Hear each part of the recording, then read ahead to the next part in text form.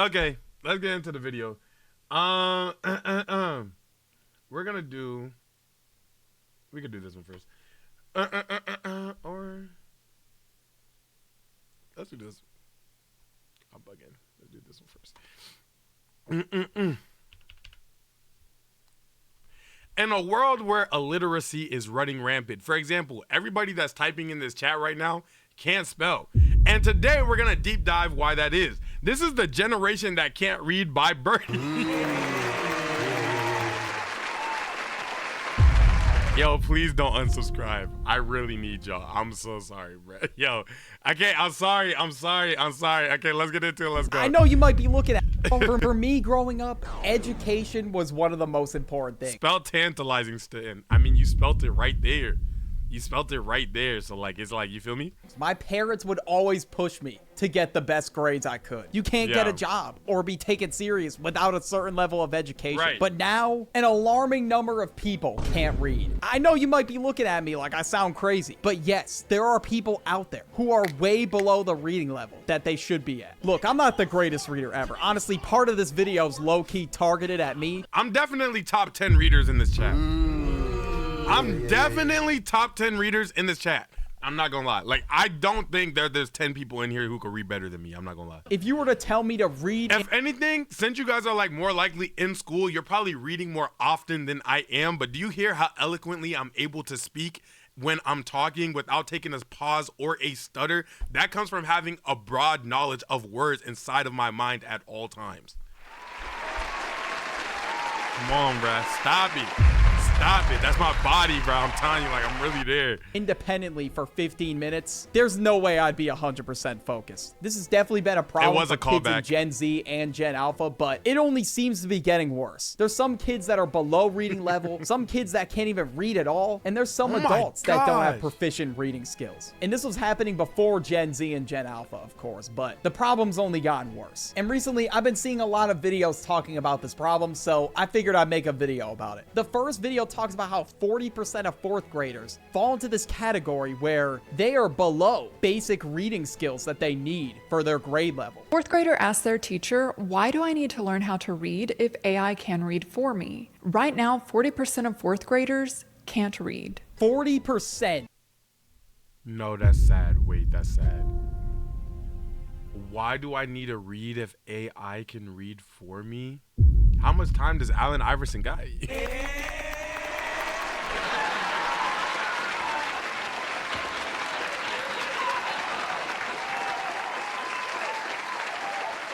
I'll be here all week. No, that's sad though. That's sad. I'm not gonna lie. If my kid said that, bro, I'm not gonna cap. You got to get shipped to boarding school. Like, you have to have like some type of life progression. Is actually insane. They're not even to know how to read the response that ChatGPT's giving to them. I saw this comment on... That means 40% can hoop. That's still got to be a better answer. What video is this, chat? This video is the generation that can't read, i.e. you. This video, and honestly, it's really true. We used to flex being at a higher reading level. When I was in school, they had this thing to try to fix the problem. Wait. So, wait, no, I'm being so serious. Do book fairs not mean anything to you guys anymore? Wait. No, like, actually, like, I'm asking, like, since you guys don't read, book fairs don't mean anything to you guys. I'm saying you guys, like, I'm sorry, who else am I supposed to ask, bro? Like, you guys are the topic today. You guys are the topic today. Like, do you guys care about the book fairs? Like, when they come through, can y'all chill out before I start chopping fingers? Because my messages are on screen for a second at most. I ain't gonna lie, it's lit in here this morning. I read from online books. Oh my gosh, that's crazy. I love book fairs. Okay, you guys, man, watch out. My fault, ABC. Real niggas had a 10th grade reading level in the 4th grade. Facts. Like, no cap, bro. Like, growing up in school, like, if I was at the reading level of my grade, you were slacking. Like, it was like, oh, you only read at this level? You were slacking. The goal was always college level. Where basically they would put you in different groups based on your reading level. The groups were circle, triangle, and square. Now, square was above, triangle was on reading level, and circle was below. I'm confessing this under zero. Stanley reads cap? Hold on, Brian.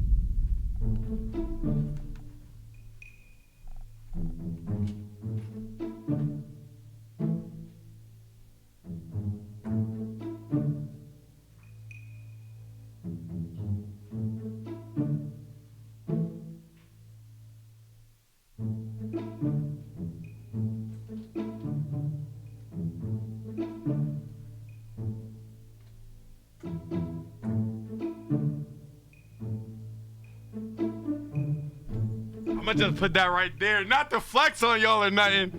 Not to flex on y'all or nothing. Not to flex on y'all or nothing.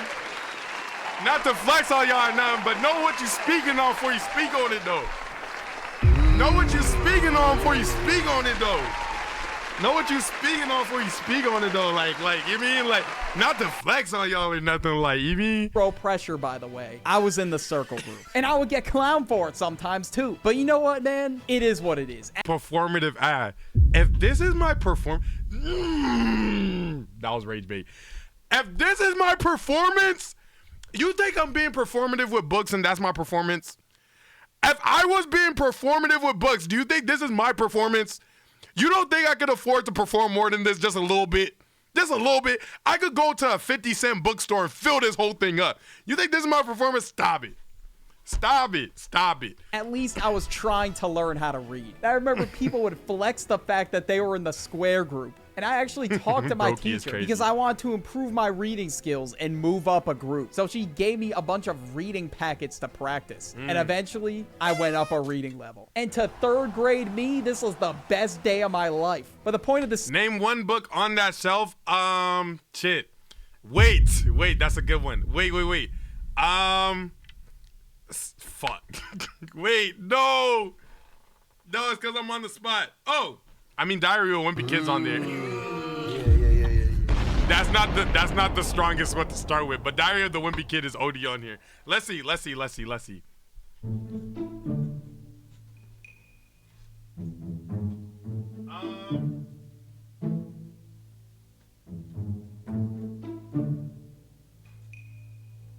There's Kim Harrison's American Demon, sorry. There's How to Tell a Story. Oh! This is one of my favorite. This is a really good read. I'm not gonna lie, most of my books are self-help books, so I'm trying to not be boring. This is one of my favorite reads though. This is called The Inheritance Games. Not to spoil anything too crazy, but it's like about like a shorty who doesn't have money. Her whole life gets changed upside down one day. You could guess how, but she's not the only one who wants this inheritance, but she's somehow a part of it, and now she doesn't like actually want it, and now she has to manage that. But it's such a good movie. It's such a good movie. It's such a good book. It's one of my favorite reads. I'm not gonna lie. Such a good book. Okay, we're back. Stupid ass anecdote was, if people adopt this mindset of, wow, why do I even need to read when I have ChatGPT? It's only gonna get worse. 7th grade English teacher here. I have kids constantly asking me, how do I spell window? How do I spell important? How do I spell though? And they be serious. They're dead serious. Holy shit, dude, that's crazy. I can't even imagine what it's like to be a teacher nowadays. I used to have spelling tests, so I'd have to remember how to spell words like window and important at like 7 years old. I'm not saying that reading and spelling has to be like everybody's strong point. You don't have to be that one kid participating in your school for the spelling bee. But these are things you should know by the time you get to that age. And I'm not the greatest speller either. Sometimes I make spelling... Hold on, 2x4, our residential smart individual said... and I'm sorry, I'm yapping. We're 2 minutes in. This video is already 9 minutes long. Let's be careful about how we report our info. Based on recent data from the National Assessment of Educational Progress, NAEP, approximately 40% of 4th graders in the U.S. fall into below basic reading category. This indicates a significant literacy gap where students cannot read at a basic level, with higher rates of struggles among low-income students in high-density urban areas. Mistakes in my videos. Thank you, Tubai. I mean, that's probably just me being an idiot and not checking it over. Or sometimes I just rely on spell check too much. I could ask them, who is the main character of your story? The story of 4-paragraph story we just read. Can't tell you. And those people who choose not to make improvements to their spelling or reading skills at all in any capacity end up in the position where they're an adult and they can't read at all. Now, some adults didn't have the opportunity to receive a good education when they were growing up. But sometimes, man, people just aren't trying. An example of an adult who can't read is Floyd Mayweather. He's been clowned for years for not being able to read properly. This is a special ASLELS challenge for you. Didn't he grow up like mad trap though? Floyd, Trench, if though? you can read one full page of a Harry Potter book, nigga, I'll give $750,000 to whatever charitable organization. Got it. We're on the time. All right, one full page of a Harry Potter book, and then I'm done being distracted this video. One page of Harry Potter. I have never read Harry Potter a day in my life. My room might start floating. I have never, ever even seen a Harry Potter page a day in my life. Is this it? I just need a page, bro. Okay. This is a prequel. I want to find like a page. Hold on. I want to find like a page, like a page, like, you mean? Okay. This looks good.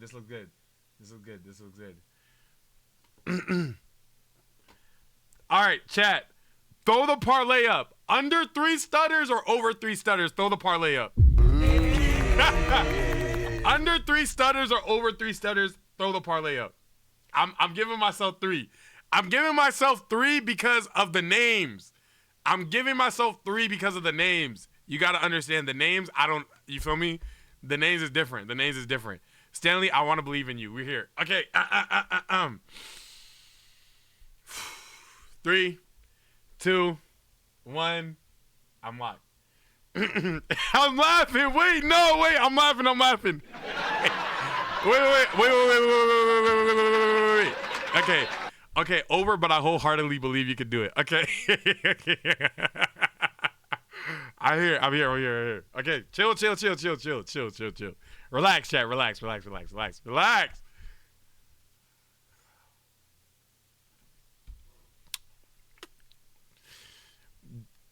They didn't think they could bear it if anyone found out about the Potters.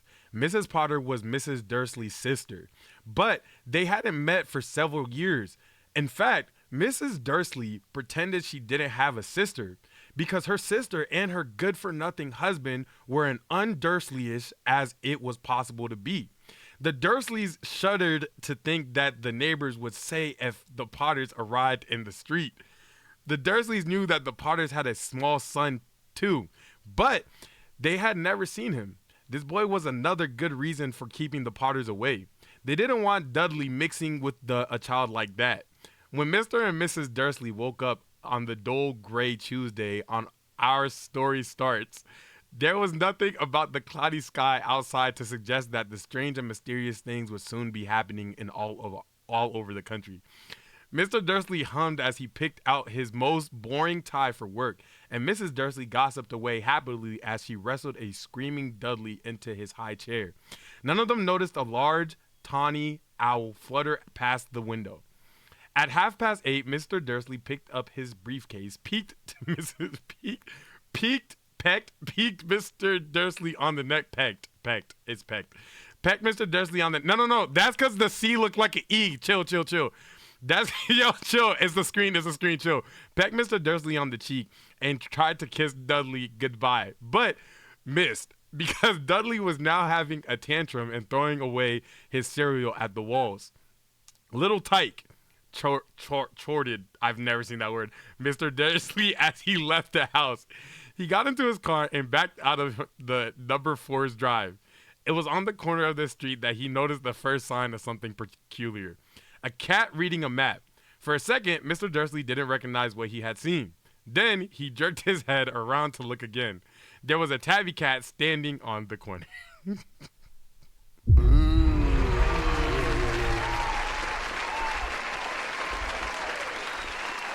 How do we Bro, realistically, bro, the pet got me. I'll be honest, the pet got me right here. And then there was something over here at the beginning that got me. It was something where he started talking about the Potters. Something up here got me, and then the pet got me. After that, like, it wasn't that bad. I ain't gonna lie. Also, Stan, read my abstract in Discord. I would die. 2x4. I would rather die. Yo, where's my tablet? That's the wrong one. Yo, y'all got to see what 2x4 just told me to read, bro. I'm not gonna lie, 2x, I almost banned you. What do you mean, read this?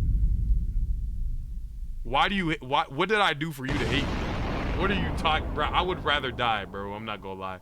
All right, let's get back to the video because I've promptly made this 8-minute video 30 minutes long. So let's get back to that. Okay, I'm done yapping. Now, speaking of reading on the internet, you all know where I'm going with this. There's certain cases where people turned on the cameras and just started reading. Specifically, Kai Cenat and Rakai. Now, we all know the story with Kai Cenat at this point. He's trying to improve his speaking skills by reading out loud on camera, and I guess Rakai was following in his footsteps. And for both of these cases, the internet did not need to see this. Morning, Riri. Both of them should have just did this off the internet. Me, who just read a full page of Harry Potter on the internet. No, I'm part of the problem. It all spark to make a strong artwork. That's how I would define the sneaker equation. I would say these sneakers have gone through. Like, this dude is getting fried bad. Like, people are saying he's having a heated conversation with the book. He's yelling at the book. He's giving the book a motivation. Oh my gosh, such a good Discord segment, bro. Popcorn reading with the Discord would be hilarious. Like, get 15 of y'all inside of a call.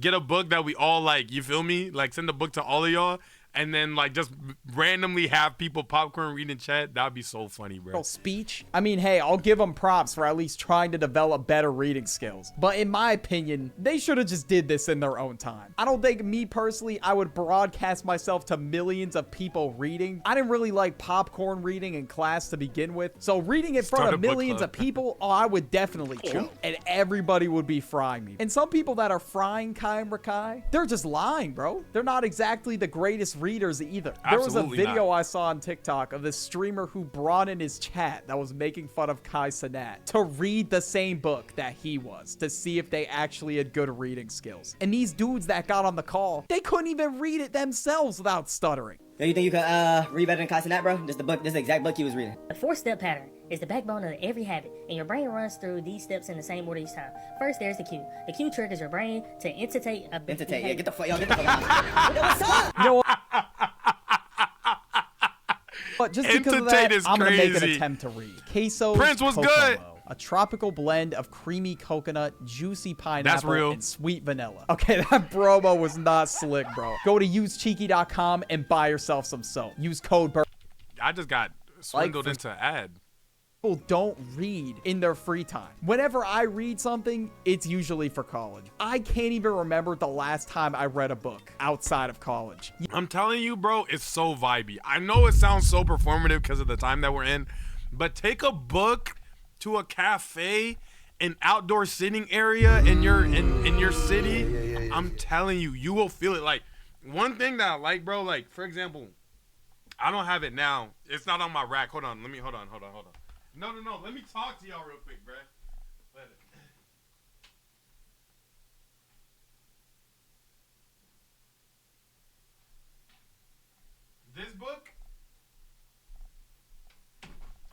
This book is basically like adult Mulan, right? It's basically like a Mulan if it was like more fleshed out, right? Kind of, right? Take that with a grain of salt. So, bro, I like taking this book, right? And then I like matching the ambiance of the book to like something that I'm listening to. So I'll take this, I'll go to like a public area, and then I'll put in headphones. Bro, I'm telling you. Or like if I'm reading something medieval, I'll put in medieval song. It just and then sometimes you'll rarely get like where the music you're listening to matches like what's happening in the story. So like you might catch like a medieval like epic part and like the music starts rising and you're also reading into like a tense moment. Bro, I promise you it's a different version of Peak. I promise you it's a different version of Peak. Like, I know it sounds performative, but I promise you it is such like a good time. I haven't got to do this in like a month and some change, 2 months, 3 months. But like whenever I do get to do it, it's genuinely enjoyable. Okay, now I'm done yapping. You know what, bro? It might be time for me to cop Atomic Habits. The fact that I was stuck reading books I didn't like for school assignments only made me hate reading more. Now, me personally, I just didn't like Of Mice and Men, To Kill a Mockingbird, or whatever else I had to read. Only Kill, tell me if you enjoy it when you do. So when it was time for me to read, I wasn't exactly jumping for joy. Now in school, I get it. You gotta be forced to read because how else are you gonna sharpen your reading skills? When it comes time for me to graduate college, if my lazy ass doesn't pick up a book, my reading skills are definitely gonna fall off. And that brings me to my next point. Some people aren't encouraged to read outside of school. When I was growing up, my parents were like, yo, you gotta pick up a book, read something. I don't care what it is. So at certain points throughout the day, my parents would want me to sit down and just read for an hour. And my parents did that. My parents had me on crossword puzzles. That's also fire. We didn't have Scrabble or nothing like that, but like me and my mom were OD. Like me and my mom OD love to do crossword puzzles. Like if we're doing like a road trip and we're in the car, you could bet that me and my mom, like back in the day, I don't know if they still have this. They probably do, but it's like these crossword puzzle like pamphlets, like little booklets and stuff like that before the apps. So like me and my mom would like swing them like back and forth, or like it would be like a newspaper, and me and my mom would just swing it back and forth, and then we'll just fill in the words and stuff like that. Especially wanted me to read during the summer because we had these reading logs we had to fill out, and my parents had to sign them. And at the beginning of the school year, we'd have to give them to the school. But some people now are probably just using ChatGPT to summarize the book and write them entire essays about it. Now, I'm not saying that AI, technology... Ironically, I'm actually trash at Scrabble. Like, I don't know if it's because, like, I never played it growing up or whatever the case may be. I got words for days. Like, I have words for weeks, bro. Like, that's partially why I could, like, freestyle rap or something like that. It's because I just have words. But, like, I don't know if it's because I never played Scrabble. I'm not good at Scrabble. I'm not gonna lie. The media or any of that is bad, but it's just a double-edged sword. Because let's just say you used AI all throughout K-12, your entire school career. You wouldn't even know anything. You wouldn't know how to read, write, do... Okay, now I'm done. After this, I'm done yapping. But Random just typed in the chat he's never used ChatGPT for an assignment yet. That deserves recognition. That deserves recognition. I'm not gonna lie. You are probably the last of a dying breed, bro. Any of that. You'd have to summon ChatGPT to do the most basic things for you. And of course, since people are consuming a lot of information online, and it's really fast-paced information, and you can just endlessly scroll, that's obviously gonna lead to people having a shorter attention span. Right. Now, I feel like this is the part that's fucking up my reading skills the most. When I pick up a book, time does not fly, bro. It feels like the minutes are ticking by so slow. I'm just bored, and I'm used to consuming all this information on TikTok, YouTube, whatever it is. And I'm seeing videos pop up on my For You page of people yapping in 2x speed. They got Minecraft parkour at the bottom. They got popping captions. They got it all. And maybe it's just because it's just taking more effort for my brain to stay engaged. Bro, I'm not gonna lie. I read today. I'm reading today. I don't care what my schedule looks like. I find time to read today. I find time to. This is making me want to read so bad. I read today. There's just no way around it. Focusing on something that's less stimulating. And another reason why some people don't have the greatest reading skills is excessive screen time. When I was a kid, I was putting up a lot of screen time numbers specifically on my iPad. And I would read, but not as much as I should have been. But now it's only gotten worse how much time some of these kids spend on their iPads. Some parents out there will just hand their kid I ain't gonna lie, bro. Teacher kind of fine shit. I ain't gonna lie. Teacher kind of fine shit right here. I'm tripping. How much tripping? Time? You feel me? This is not necessarily my particular, like, you feel me, but like these kids spend on their iPads. Some parents out there will just hand their kid an iPad. So that just leads to them putting up lethal screen time numbers. And I don't really think this number has gone down as I've gone into adulthood. Right. I'm just using my phone instead. Like when I hop in bed at night, I should be reading a book, but I just scroll on my phone instead. But some of these kids, they got like 3 screens going at once. I've seen videos of iPad kids throwing tantrums when they get their iPad taken away. So if their parents aren't limiting their screen time, it can obviously cause some problems. I think part of the problem nowadays is that these kids have their iPads with them everywhere. Yeah. During the school day, they got their iPads with them. I'm not gonna lie, when I see an iPad kid in public, I look at the Karens with a little bit of disgust. And then I give them a little grace, because I know that like their specific situation where it's like this has to happen. But I'm not gonna lie, my default setting is, and then I'm just like, I don't know their situation. But I'm just being honest. Default setting, and then it's, I don't really know their situation though. You feel what I'm saying?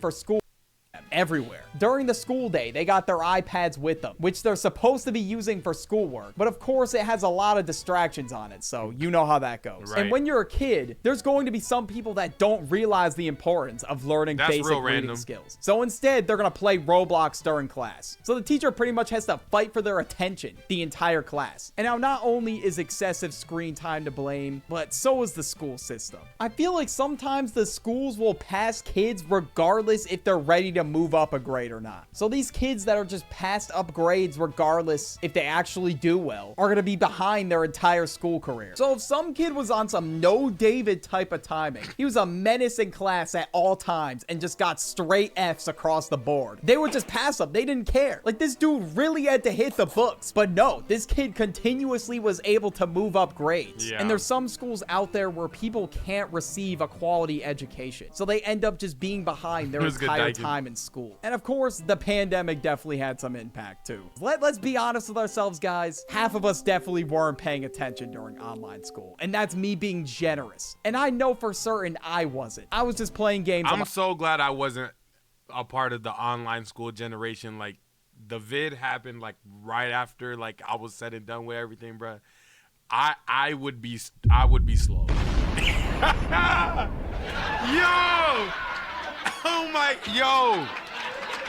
Y'all joke think I'm slow now. Yo, if I was in school with freaking online classes, especially when they were first rolling out, so they didn't even have like any ways to really monitor people for real, I would be slow. I ain't gonna lie. What's 4 + 4? Rice. Like, I would have been I would have been slow, gang. I'm not gonna lie. My computer, and I just didn't care. And even the teachers were like, yo, I just want this year to be over. And for some people, this whole thing happened at an extremely crucial point for their development. Now, the pandemic definitely had some effect, but it's been 6 years, so it can't just be because of the pandemic. Although the pandemic made me a chud that just wanted to doom scroll, it took me a bit to get back in the swing of things. But it definitely made the problem with my screen time a lot worse. Speaking of screen time, watch this video about being chronically online. Just click on it. I should watch that video. That looks like a good video. If you guys needed any motivation to read, go read. These are their 2 Stanley recommendations of the day. Hold on, let me flip cam. Let's see if I can flip cam real quick. These are my 2 Stanley recommendation books of the video. Read them. Tell me what you think. I like these books. They're good books, in my opinion. This is The Night Ends with Fire, and this is The Inherited Game. This one is like a series. Like, there's a lot of these books. I'm not gonna lie. And as far as I know, I don't know if this has more than one book. But yeah, go read. I hope this inspired you guys to read. I'm gonna see you guys in the next one. With that being said, goodbye, peace. Okay, and stop the recording and flip my camera back.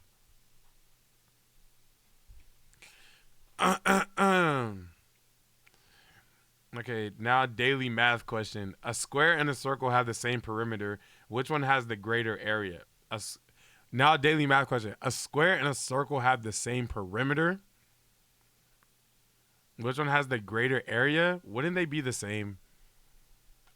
Couldn't they be the same? I mean, I'm being so genuine. Would it not be the same?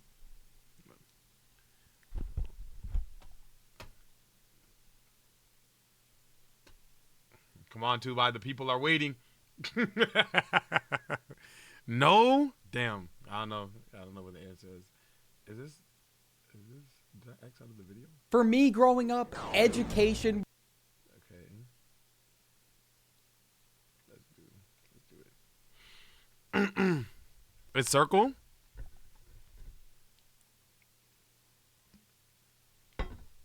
The answer is square.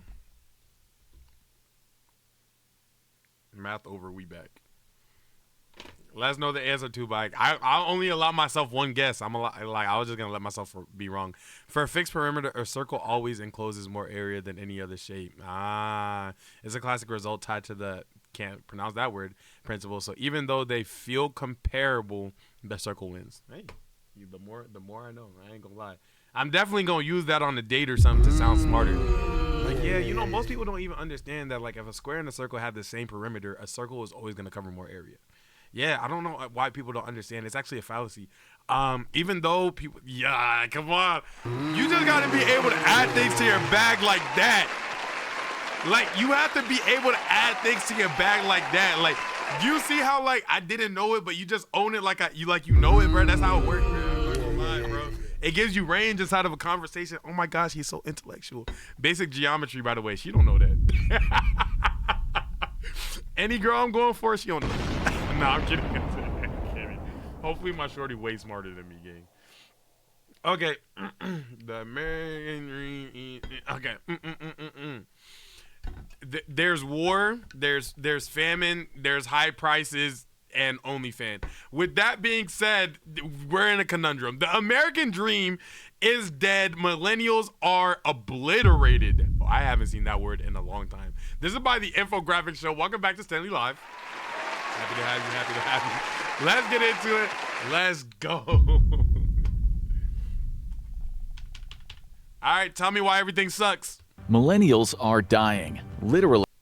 Am I a millennial or am I Gen Z? I'm Gen Z. And no one seems to care. This generation, constantly criticized by boomers and mocked by Gen Z, is quietly struggling to survive. In 2019, millennials aged 25 to 34 hit 128.8 deaths per 100,000, a number not seen since the mid-90s. Then COVID pushed it past 180. Dang, check up on your elderly folk. That's crazy. Why is this generation facing a crisis no one talks about? What made millennials this way, and who or what shaped their struggles? I'm Josh, and on today's episode of the Infographic Show, we're exploring the psychology. Oldest Gen Z is 29 right now? Of a millennial. Whether people like it or not, millennials are shaping the world. With 72.1 million of them now outnumbering the baby boomers, their impact is impossible to overlook. There is some other good and unexpected data points about millennials. They are the most independent generation in history, not just in recent decades, but in recorded history. 2025 data by Solston shows, contrary to what the boomers, their parents, might think, millennials rank extremely high in self-reliance and autonomy. In other words, they don't just go with the flow. This is why I don't have no cousins, no nieces, no nephews running around and stuff like that. I'm telling you, bro, it's too crazy. Carve their own path. It makes sense. They're the only generation left in the office who can use the computer without assistance. But a lot of other things in their lives aren't going so well. And it started before they even got to high school. Baby boomers came into the world and the economy under completely different circumstances than millennials. And that created a disconnect. They thought that if you worked hard, you would work your way up, make good money, buy a home, and start a family. And that's just not the reality for their children. Right. In 2022, nearly 16% of millennials still lived with their parents. And at that time, the youngest millennial was already 26 years old. Let's say that you are a... Bro, I'm telling you, bro, and this, like, literally today, I have no feelings when somebody still lives with their parents. Like, you, like, not couple years back, like 10 years ago, 15 years ago, that joke might have been an insult. Now if somebody tells me, yo, I still live with my parents, I'm like, oh my gosh, that's such a smart move.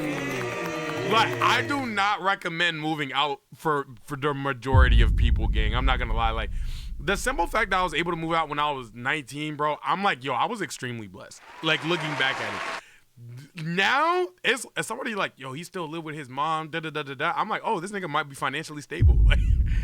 Like, bro, it's crazy. 32-year-old millennial who's moved back home with your parents. Over the past year, you've sent out 500 job applications. Yeah. You started with positions in your field, and then you tried one somewhat related. And now, you're just sending applications to anything that pays. And the worst part? You are a month away from seriously considering an OnlyFans account. Your father doesn't understand why. It's funny because I made the joke at the beginning of the video. You can't just go introduce yourself to someone at the company. Say you're looking for work. 62% of his generation agrees with that tactic compared to only 40% of millennials. Boomers? If I go somewhere and I walk up to a store and I say, hey, I'm looking for work, they might arrest me on the spot. They might actually arrest me for trespassing. I'm not gonna lie. If I go there and say, hey, I'm looking for a job in person, I might get shot. I might get shot. I might get shot. Stayed at the same job an average of 10 to 15 years. Millennials, well, they're lucky to get 3 to 5 years at any one company. Living together also means bringing two very different psychologies under the same roof, especially when it comes to their actual psychological state. Millennials are much more open about their emotions, their struggles, and are not against seeking help. In 2021, a survey of 2,000 Americans, 45% of millennials said that they're willing to seek therapy. Baby boomers, that number barely reached 8%. And that was in a survey taken in the middle of a pandemic, when you would assume that people might need help. Perhaps this co-living arrangement is part of what has created such friction between the millennials and baby boomers. It's not just a media narrative. Associate Professor Felix Danbold of the UCL School of Management found that these two generations express a lot more animosity toward each other than anyone else. But while boomers worry that millennials' values will upend their way of life, it's because like this group so effortlessly got lied to and then projected that lie onto this group. And this group is literally taking the full brunt.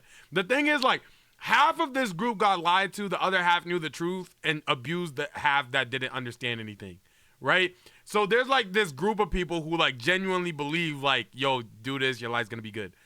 The full totality of this group was lied to, and that's why like the majority of their lies is like, majority, not everybody, but is like a struggle story. Millennials are worried about something much more practical. They see the older generations refusing to leave their jobs or sell their homes, and it's blocking millennials from building their own future. The result is real tangible damage to their careers, finances, and opportunities. The difference in viewpoint might explain why millennials are so open to addressing their issues. They were raised not Americans though, just America, with a boomer tough-it-out mentality that didn't really help anyone in their family. So today, they try to actually work on their mental health. And they're gonna need a lot of work, because the era millennials were raised in did some serious damage to their psychology. Imagine it's 2003, you're a millennial just starting high school, your body is changing, and you're feeling a little self-conscious about it. Pretty normal teenage stuff. But in the 2000s, when most millennials were just teens, something went wrong. Stan, have you ever sat there and just sat through a video and listened with zero clue of what they're talking about? Usually, like, no, I'm not gonna lie. Like, I think I definitely have. Like, for example, like for gaming stuff, I don't know too much about gaming, but I'm always able to pull some type of like information from somewhere to comment on something. I feel like it's crazy. Like, life has so many nuances. Like, I could sit here and talk about their freaking dining setup if I didn't know anything about what they're actually talking about. So, like, there's always some type of information to pull from. Society and even their own families didn't just notice their struggles, they amplified them and made them 1,000 times worse. In the early 2000s, the heroin chic look of the 1990s had fully taken hold in popular culture. In magazines and TV shows, most women had basically become skin and bones. The consequences were real. Rates of eating disorders like anorexia and bulimia skyrocketed. According to a study by Zhao and Encinosa, between 1999 and 2000 and 2005 and 2006, eating disorder hospitalization exploded. This was especially noticeable among millennials, then in their preteen, teen, and early 20s. Hospitalizations increased 18%. It's crazy how we go full 360 because now we're focused on thick shit and big bags. Like, it's full 360% for people aged 12 to... But actually now, we're switching back. Bro, right now, we're actually in the middle of switching back to petite shit. I don't know if y'all are seeing it. I don't know if y'all are seeing it. It's happening. I tell you, it's happening. We're in the middle of switching back to petite shit. I'm not even kidding. Does that mean that there's still not thick shit? That's, you know what I mean? Or we could just be switching to just acceptability across all genres. But I cannot lie, petite shit is getting pushed up right now crazy. It's getting pissed up on crazy right now. 19% for people 19 to 30, and 119% for those under 12. An entire generation was under attack. Millennials grew up with some of the most distorted body images of all time, and that hasn't changed for many of them. In a 2020 survey tracking body confidence, the least confident group of women were millennials. Women aged 25 to 34 rated... Red, you're saying that, but that's not true. The biggest indicator of that is the Kardashians. I'm telling you, the biggest indicator of that is the Kardashians, right? They went chic, they went thick shit, they're going petite shit right now. I'm telling you, it's happening, bro. Their body confidence 37 out of 100. That is barely half of a failing grade. If you're enjoying this deep dive into the psyche of a generation that once thought avocado toast was an investment, make sure you like, share, and subscribe. It makes our writers feel slightly more like adults too. If constantly fighting your body to stay skinny wasn't exhausting enough, millennials would get their first taste of another mindset that would haunt them for life. Like what? Hustle culture, otherwise known as the road to burnout. You're a millennial in 2006, you're just about to graduate. Like, yes, unless it works. This is not to inspire nobody to like get into hustle culture, because hustle culture in itself is toxic. But hustling, I'm not gonna lie, is burnout unless it works. I'm telling you, like, hustle and then feeling the results and seeing the results of like the progress, not the goal, but the progress of it being made will completely subsidize the burnout. I'm not gonna lie. But you do have to see, like, you feel me? In high school. Do it wisely, bro. Do it wisely. Not hustle culture, but hustle. Your parents, your guidance counselors, the entire world is telling you college is not only important, but necessary. You might even be the first generation in your family to get a university degree. You start applying to the best schools you could get into, and then it happens. You get accepted to your dream school, and then you see the tuition. Your jaw drops. Maybe you can pick up some extra work to cover it. Maybe not. Not so fast. One study found that from 1988 to 2018, tuition at private colleges increased by 129% on average. The more affordable public school options, those skyrocketed by a massive 213%.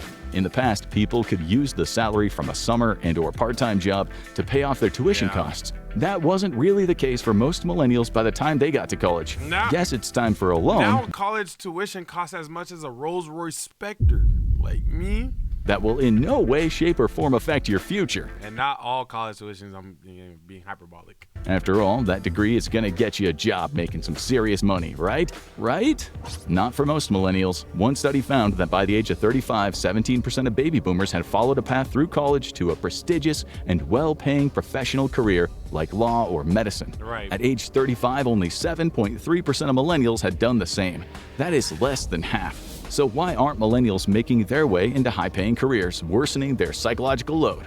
Well, because the system has made it almost impossible for them to do so, creating the awful hustle culture that quickly became psychological burnout for most. And why are the millennials burning out? They entered the job market during one of the worst recessions in recent memory. Jobs on the ground were scarce, entry-level wages were relatively low, and people were grateful for anything they could get. Kellogg School of Management professor of strategy Nicola Bianchi studied the conditions that produced the millennial grind mindset. His work gives us an idea of just how hopeless the job market was for millennials. If you were entering the job market in 2010, good luck to you. The global economy fell into a hole. Unemployment among your generation is around 12 to 19%, according to the Pew Research Center.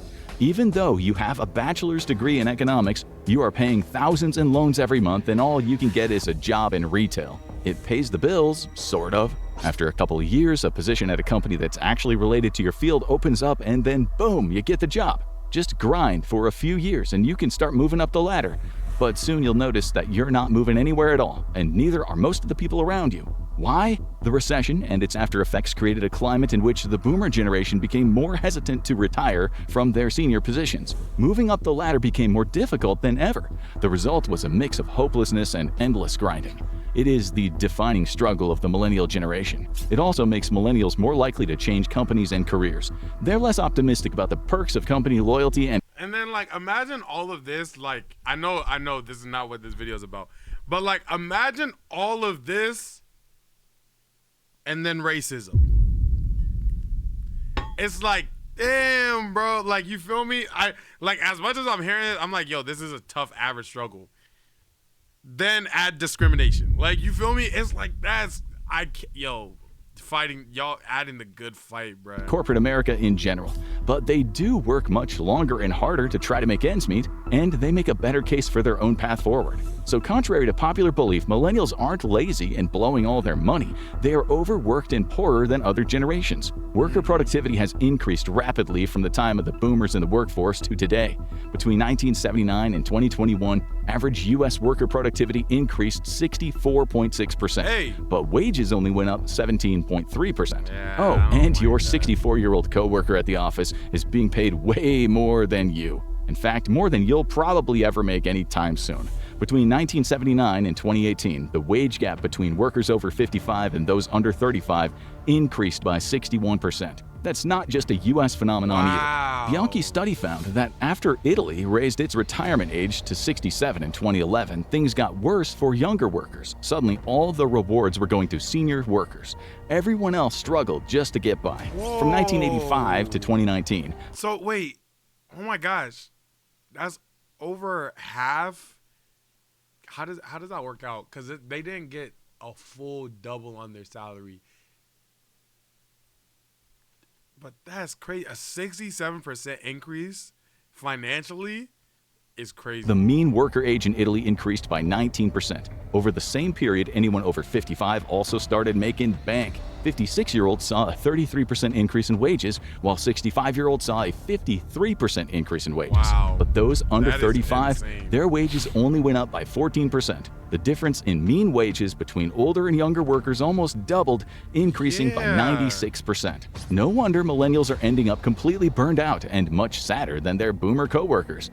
Multiple studies have found that they are the most burned out generation of all. One study found that 66% of millennials report moderate to high burnout compared to 39% of baby boomers. It gets worse. Another survey of 1,000 U.S. employees found that 77% of millennials have experienced burnout symptoms compared to only 38% of boomers. That wage gap, coupled with no room for growth, is really doing a number on their mental state, which obviously is another survey. I'm telling you, because there's just a lack of reward for the work effort that they're putting in, bro.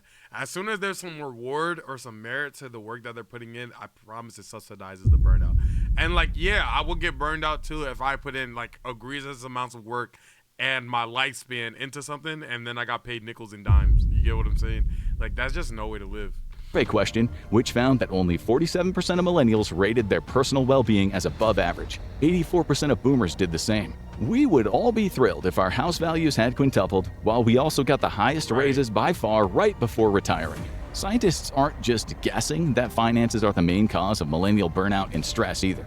The APA's 2023 Stress in America survey found that millennials are drowning in financial stress. 67% of 18 to 34-year-olds and 63% of 35 to 44-year-olds feel completely consumed by money worries. Boomers, well, just 13%. Money is crushing millennials. And while they've gotten some pretty weak raises, it doesn't translate to a better quality of life. Oxfam found out that workers aged 25 to 34 are earning about $4,200 less than they would have 30 years ago. It's partly a result of increasing inequality across the board in wealthy countries, something that has been happening for a while now, and general corporate stagnation. Millennials are better educated than previous generations while being underpaid, overstressed, and in way more debt. And they need way more money just to get by, since their share of the nation's wealth is vastly lower than the boomers at the same age. Progress? Forget it. But the Federal Reserve has another theory on why millennials are spending less. They have less money. Millennials are not even getting the perks that were almost guaranteed just a few years ago. From 2000 to 2021, the number of college grads who got employee-provided healthcare as a perk dropped by 22%. It created a much more insecure generation, one that hesitates to pursue major life goals like starting a family. Millennials are also I'm telling you, bro, I be talking to my parents about it. I'm just like, on top of everybody like having like there's a going epidemic happening, but like on top of that side, it's like, bro, there's so much like things monetarily that have to get sorted out in my life before I even think about the idea of maybe ideating, pondering about a kid. It's just, there's no way, bro. The sandwich generation. That means that many are caring for both young kids and aging parents. And that adds even more stress. Part of this reason they are a sandwich generation is because they're waiting until they're older to have kids, to be able to afford to have kids. This is thanks to the very high cost of living in most of the West. It takes people longer to become financially stable these days. And by longer, we mean potentially their entire lives. Between 1980 and 2023, the median age for marriage for women has increased by 29%, from 22 to 28.4. The median age for the first birth for women went up by 23%, from 22.6 to 27.9. Only 13% of millennials opted for early marriage and parenthood. 27% of baby boomers did the same. While this isn't necessarily a bad thing for some millennials, waiting for marriage and kids isn't a choice, but a financial necessity. Let's say you're a millennial woman, 32 years old, looking to have a child.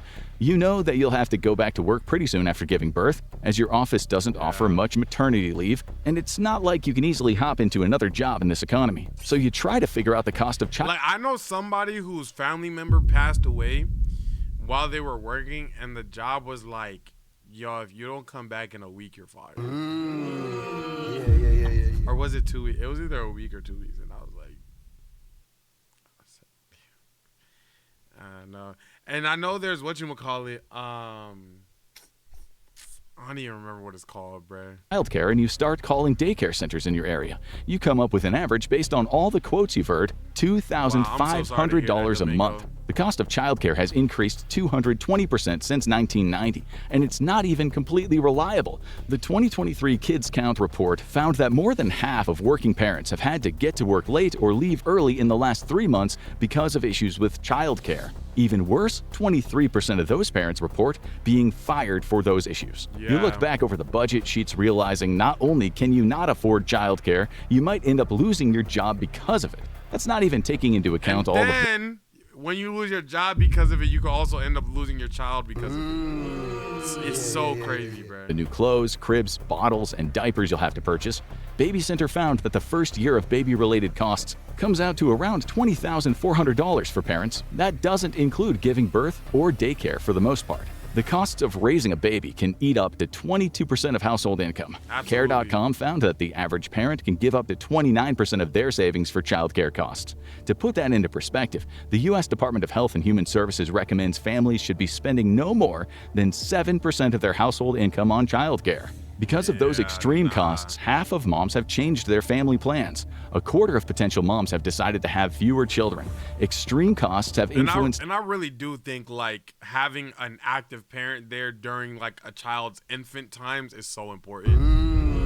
Like, mom or dad, like, actually, like, I'm just not I really am not the biggest fans of daycares, obviously.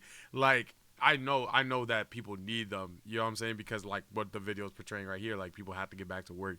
But, like, man, I'm just such a fan of, like, somebody who's able to be home with their child and, like, those real adolescent years, because I think so much foundational things happen in that time frame. And I just think babies will just benefit way more with them, like, with the active parent there. I'm not going to lie. So it sucks whenever, like, that just can't be the case. And for the most time, it can't be the case. Like I said, my parents, obviously, I'm not gonna lie, they both could not afford daycare and they needed to have us. So, like, what they would do is they would both work, but I don't remember what it was like exactly, but it was literally my dad would work in the night, my mom would work in the day or something like that. And then they would literally just alternate shifts so that they could, like, take care of us and be present in our life, like, in our like, adolescent years. Every aspect of millennial thinking, even one as personal as giving birth. But while a big chunk of the millennials are struggling to get by, another segment is doing better than ever. And that's because inequality has rapidly increased over the years, with the Gini index rising by 25% between 1968 and 2022. That has created a huge gap in welfare within the millennial generation. For example, low-skilled service workers in the baby boomer generation could still look forward to a decent life. 63% of them owned their own homes at the age of 35. In that same group among millennials, only 42% owned their homes. The poorest millennials, around 14% in total, actually have negative net worth compared to only 8.7% of boomers. This huge inequality gap creates fractured communities and resentment, which often translates to crime and violence. Coupled with stricter policing, this has led to a massive increase in incarceration rates among millennials compared to previous generations at the same age. Even though the crime rate in the US has gone down, what does it all mean? Millennials have lost their faith. In 2014, the Pew Research Center found that only 50% of millennials said they definitely believed in God. 64% of Gen X and 70% of baby boomers said the same. In fact, 35% of millennials aren't affiliated with any organized religion at all. The scandals that came to light in the Catholic Church probably didn't help in that regard. All of this has set some millennials back and fueled depression for others. But many, being fiercely independent, are just forging their own paths. Psychologists call it milestone agnosticism. Many millennials don't believe that there's a certain age by which they should have gotten married, started a business, or finished education.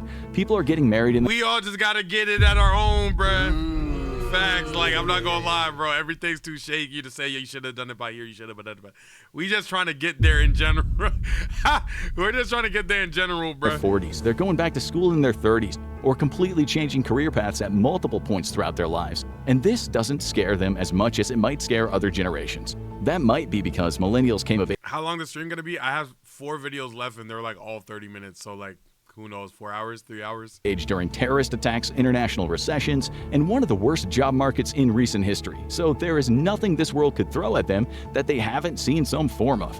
But it also could be because, according to the same Swatting data, millennials also scored the highest of any generation on the trait labeled as actions. Swatting uses that to assess a person's openness to new experiences, which will serve millennials well when they have to deal with the future novel reality of never being able to retire. The silver lining is that, according to a 2015 study by American University, speaking about mental health issues has been normalized in the millennial generation, since they grew up hearing... Kai just said, I have a friend that got married to someone she worked with after being with them for a month, then had a kid with them. How long did they work together? That is crazy. That is crazy, but I literally have a homie, not nowhere close to yours, but I think he married his girlfriend after like 8 months. Shout out them. I wish I could find that. About anxiety, depression, and eating disorders, they're much more willing to talk about their problems to their friends or with a therapist. And let's face it, that's something they'll need. Crazy, if you want to see how millennials fit into the bigger picture and how every generation got shaped differently, check out Every Generation Explained in 10 minutes, or click on this video instead. W infographic show, bruh. I appreciate you so much for showing us that we should be concerned and panicking. No, not really. Realistically, there's always hope at the end of the day. I think so many situations are nuanced, so to say that your situation is absolutely fried is a disservice to you. You really can still get it, though things look bleak. You just have to, like, it's not even about trying hard. It's actually about being smart. I'm not going to lie. But with that being said, if you guys enjoyed this video, click this video right here. It's just as entertaining as the video that we just watched together. Don't take my word on it. Take Big Bro YouTube's word on it. They're the ones who put it up there for you. And I'm going to see you in the next one. Goodbye. Peace.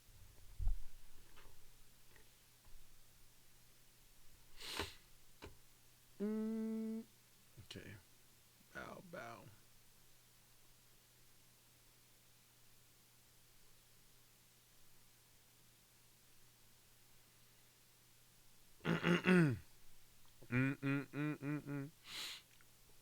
There's bad cops, there's good cops, there's dumb cops, and some cops are just a bit smarter than your average. And this video is gonna shine a light on those few gems. This is when dumb criminals mess with genius cops. Welcome back to Stanley Live. Happy to have you, happy to have you. We also have a woman.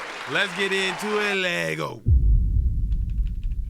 Criminals often think they can outsmart the police, but this usually ends very badly. We also have a woman who swatted a Walmart store to distract the police officers who had come to arrest her and her boyfriend. Who swatted a Walmart store? You didn't know what to do, so you thought you'd call 911 and make a false report. I didn't know what to do. We have yet another one who loves to give false information, but first meet the most polite criminal ever.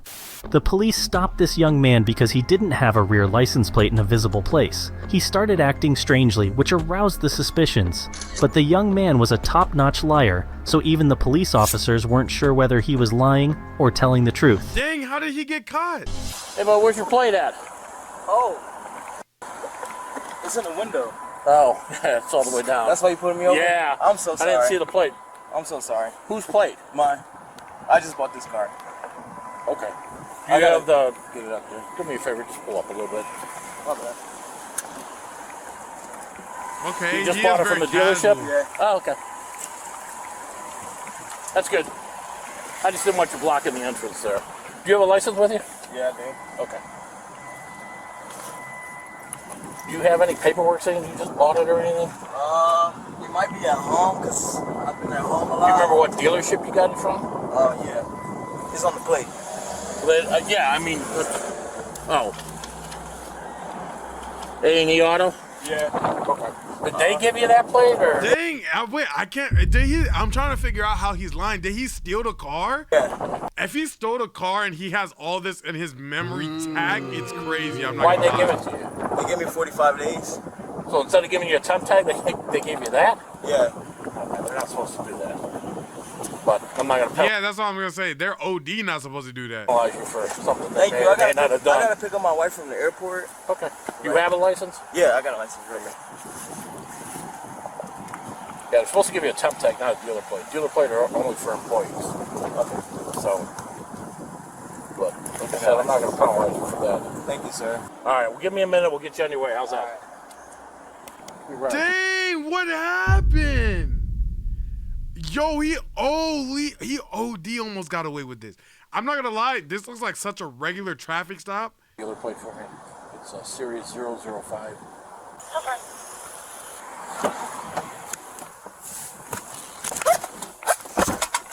What's A&E Yo, I'm not gonna lie, this is like low-key bad word. Auto Service and Sales out of Cleveland. Shows the expiration is 3/31 of 2023, and there's 15 plates Looking for your country on his jacket is hilarious. in the series. Dealer plates are typically used by dealership employees for business purposes, such as test drives or moving vehicles between lots. They are not meant for customers who have purchased a vehicle. That's why temporary tags are for. Right. Those tags are used until their permanent registration and plates arrive. Also, the dispatch reported an open traffic issue, suggesting there is an unresolved traffic-related matter associated with the driver. Due to all this, the police officers have become very skeptical, and their first priority now is to ensure that the driver doesn't flee, and then they will proceed with further investigation. Do you have the keys, or? No, I don't have them. Tyler's gonna go sit at the top of the street. Okay. Seems decent, but you know, who knows? He said that they gave him instead of giving him a temp tag, they gave him a dealer plate to drive around with for 45 days. Like, why are you doing that? No, that's sketchy. Well, it's sketchy, but it wouldn't surprise me from A&E Auto Sales. Over there, yeah. Right. Dang, how bad is A&E Auto Sales? This is the worst PR ever. Well, I'm gonna go take the keys from him. Plus, he did reach down to the passenger seat. Yeah, he's got an edible arrangement in there. He just came from edible arrangements. Oh, there's a phone number right there. Do me a favor, turn your car off real quick. And hand me the keys. Yeah, hand me the keys. Just hand me. Okay. That's so terrifying. This is in lieu of you going into handcuffs. You got 2 warrants. So, Parma and Chagrin Valley. Yeah, they said they would come get me. I had a. Okay. Well, that's fine. They don't come get you. You can be on your way. Okay. But I figured instead of standing in the rain in handcuffs, I'll just take your keys so you can't go anywhere. You know what I mean? So give me a few minutes. The police officer decides to call the car dealership, and during a brief conversation, he finds out that the vehicle is stolen. Hey, how you doing? This is Investigator Pickens from Lakewood PD. Speaking to a gentleman who apparently you guys sold a car to. I'm trying to figure out why he has a dealer tag instead of a temp tag as a plate. Tag number is, he's got the keys. Okay, there's a police report, Cleveland. Okay, hang tight. All right, I'll call you back. Bye. Wow. Don't do anything funny and step out of the car. Bro, you're fried. I'm not gonna lie, gang. The tag was how hard is it to how hard is it? Let me actually not say what I was gonna say. But I feel like if he really wanted to, the reason he got stopped, he could have avoided that easily. In my opinion. You know what I'm saying? Especially because it was a visual thing that got you stopped. I feel like he ain't put himself in the best position. He would have got away with it, I'm not gonna lie. Now, step out of the car. What's wrong? Step out of the car. Let's go. Or we're gonna have problems, and I don't think you want to mess with me. I think you want to mess with me. The suspect strongly resists and hits the police officer in the head. Get out! Now! Now you're under arrest for assaulting a police officer! I didn't do nothing. You assault me again, and we're gonna have a problem. Do you understand that? You knocked my glasses right off my face when you punched me. I apologize. I didn't. Oh my God! I didn't mean to punch you. I didn't try to punch you. I was just trying to get away. I promise. I don't know if that helps. I don't know if that helps his case. I don't know if him saying that makes things better. I'm not. I told you not to do this. I wasn't trying to punch you. I was simply trying to avoid arrest. I was simply trying to flee the illegal situation that I was in / committing. My wife coming home. You stole the car. I didn't steal the car. I was just on the phone with them. That's my cousin's car. No, we have not. Sir. I've never spoken to you. No, I'm not even from Lakewood. All right, roll to your side, bud. I never have. Bring your knees forward. We're gonna sit you up here. All right, ready? 1, 2, 3. You're under arrest for RSP and resisting arrest. I apologize, sir. I didn't mean to. You did. You wanted to get away. I told you not to do it. Did I not? Yes. Okay, Bob? Yeah. It's not worth it. You're lucky you didn't get tased. I'm fighting. I'm 53 years old. I'm done fighting. Spread your feet for me, sir. Vehicle was then stolen with Cleveland. Have a seat. Y'all talking about his jacket is frying me, bro. He's a Brazil on there, Congo on there, Switzerland. Y'all are hilarious, bro. Somebody tell me if they see Haiti on there, bro. Oh! Nah, that's not Haiti. My dumb man. Hold on, let's see. No. Argentina. For this suspect. Okay, we got Europe. That's not it. We got the Brazil. The game is now over, although at the beginning he was skilled in lying and very friendly towards the police officer. He is now facing charges for resisting arrest and receiving stolen property, or RSP. Receiving stolen property refers to the offense of acquiring goods that one knows or has reason to believe are stolen. Criminal charges can vary in severity depending on the value of the stolen property and the jurisdiction's laws. So it really wasn't. No, he bought it knowing that it was stolen. It can range from a misdemeanor for lower value items to a felony for higher value goods such as cars. But this is not over yet. The suspect has more to say. Did you hear that? What? It is stolen, and you were the person that took it. I didn't just take it. They gave us your name. I did not take it. My cousin probably did that. Okay. Well, then he did it with your ID. He probably did because I didn't know where the car came from. Okay. All right.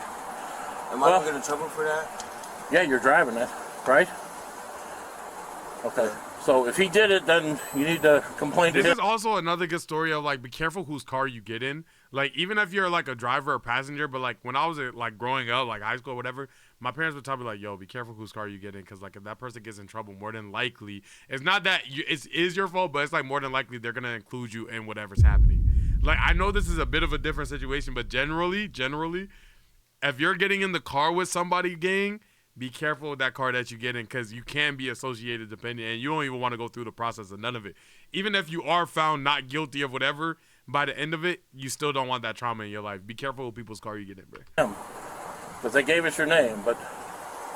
That's actually why Uber is so crazy. Okay, so... He's claiming these are his house keys. These are yeah, those are my house keys. So he got another key? Where's this one at? That was in his front right pocket. Where's this car at? I don't know. It's not a stolen car. Yeah. Those are just extra keys. Extra keys for what? From like old cars. Okay. All right, we're done. I guess he's got a question for you. Sure, I'll talk to him. Like I said, he was nice. Look how far being nice could get you, chat. Hey, by the way, I didn't strike you. Okay, then how did I just got caught? You just got caught? Yeah, I think I just got caught. Swear to God, I didn't strike you. I would never try to. You wouldn't try to hit me on purpose, would you? No, I had no reason to hit you. Okay, but you see, I got cuts on my face too. Yeah. So I'm not real happy about that. I know. I'm 53 years old, dude. I've been doing this job 30 years. Yeah. I'm not young anymore. Yeah. I mean, I tried to be nice. I know. You know, so. I got a question though. I'm supposed to be going to trucking school in June. Is this a felony or a misdemeanor? Probably gonna be a misdemeanor. Okay. Because I just graduated from Ohio State University. But I can't say what they're gonna do with the RSP, but they might drop it to a misdemeanor. But I can't say that. That's a felony. It's a felony. Why is he smiling, bro? He trying to get out of this by any means possible, bro. I think they're taking F5s downtown. Thanks for not running. So, okay? Yeah. But I'll tell you, you know, I know. you seem like a really nice guy, and I was getting ready to let you go, and now all of a sudden you turned into a real... Because I was just thinking about my wife. Okay. Well, now you're not going to get to see her dog. Yeah. You know what I mean? Damn! Okay, maybe he did mean to swing at you, nigga. I ain't gonna lie, that's crazy. So, all right, buddy. All right. He ain't even have to say that part. This next case is simply... Yo, that's how it ends? That's how it ends. It's crazy. He did not have to say that part. Yo, I'm so fried. The whole entire time, YouTube, the chat has been talking about his jacket. You could just see it somewhere on here. Anytime you see a country, they have been talking about his jacket the whole entire time. They did not care nothing about the felony, nothing. The commentary was his jacket. I didn't even have to talk that whole entire time. They were thoroughly entertained by his jacket. Unbelievable. I'm almost sad that his jacket's gone, bro. The police arrived at the door of a family house. Anyone see South Africa? In Tama, Wisconsin, to locate two individuals who had warrants out for their arrest. At the address, they only found Kaylee, who was wanted, and she claimed that her partner Justin was not at home. However, she refused to leave the house and was seen talking on a mobile phone. The officers then received information from dispatch that someone had reported a man entering a nearby Walmart with a weapon. This turned out to be a desperate attempt by Kaylee to divert the police away from her house. Oh, wow. Yeah, I can see her moving around in here. Wow, that's insane. 17, giving her a couple commands to come out. She's verbally talking with us, but has yet to exit the building. She's on the phone when I saw her right here. Kaylee, open the door so I can talk to you, okay? I don't want to break your grandma's door, okay? But I will. Okay, hold on, okay. Tiffany. Who is this? Okay, hold on, Tiffany. Oh my. Okay. To be acting to start is crazy. Hi. I'm sorry to hear that 2x4. It's a cop. What are you? I'm here talking with her. Come on in. Don't leave the door open. All right. What are you doing? Well, she's got to come with us. We got some questions for her. What do I have a felony warrant? Oh, I didn't go sign my bond. Correct, but you also have a Jefferson County body only warrant. Which is what we're paying right now. Okay, it's body only. It doesn't have a bond associated. It's body only for child support, but if I pay $1,000 to child support, I have the email. I'll show it to you. Send it to me. Is the card connected to Apple Pay? Is it connected to Cash App? Actually, connect it to Facebook. No. What? That's an option? You can send money through Facebook? Okay. Just give me the card number and I'll call and pay it myself. Grandma's right here. I'm sorry.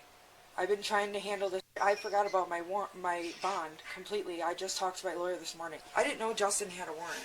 Okay. We didn't even know. It looks like the warrant was just issued, so for him. Here? Yeah, for him. Did you call 911 a few minutes ago? I might have been on accident, not on purpose. Okay. Do you have a daughter? Yeah, my daughter lives hours away though. Okay. Is she at Walmart? My daughter's who called you and told you I was here. Okay, but why did you call 911 and report? I didn't say. If I did, it was not on purpose.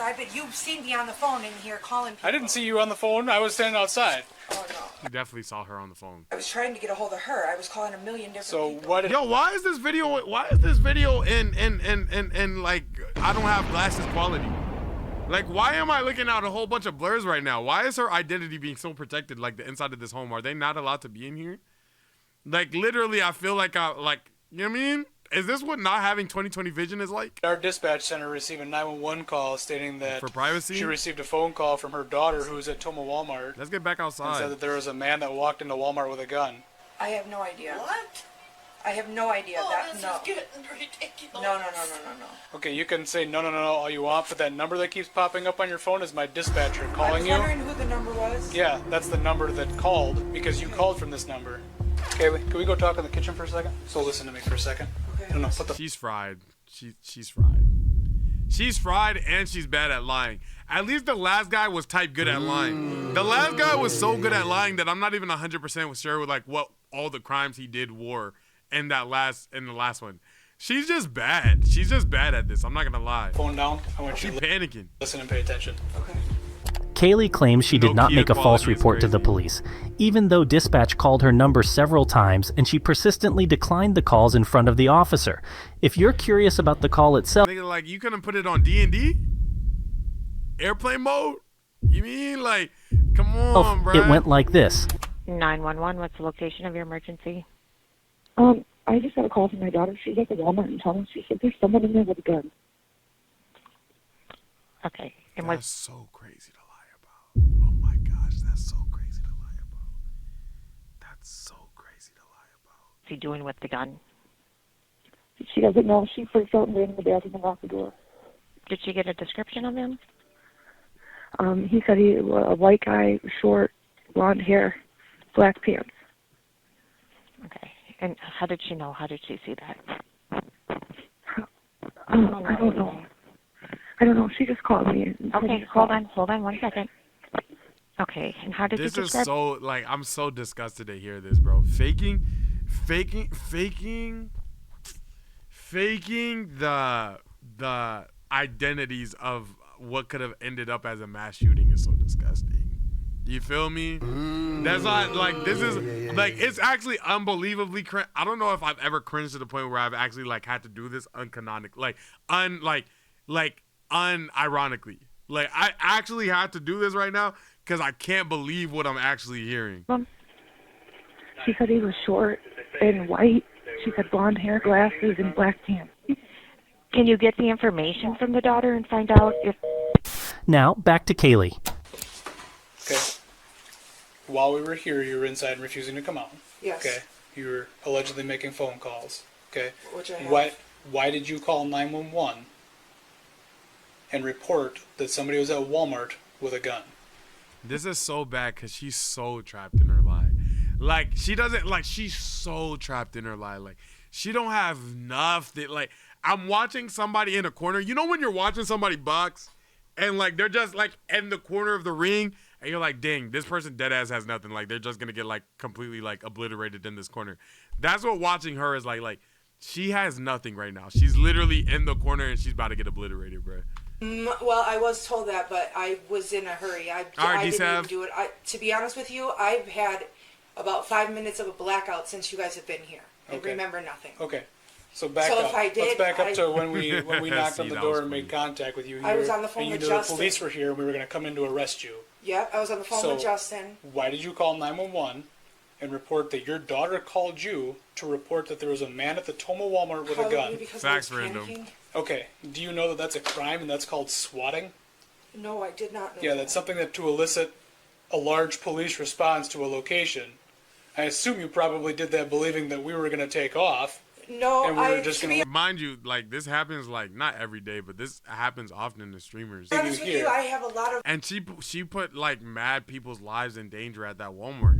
But, like if they did show up, there is for sure gonna be a short, white, blonde man at that Walmart whose life would have been in danger that day. You know? I'm not in my... Shorty started tutting. She's yo, what? Shorty started I've never seen somebody so caught in a lie they start tutting. I have a lot of... I'm not... Yo! Imagine Shorty talking, babe, what's that mark on your neck? Who was you with? I don't even know what...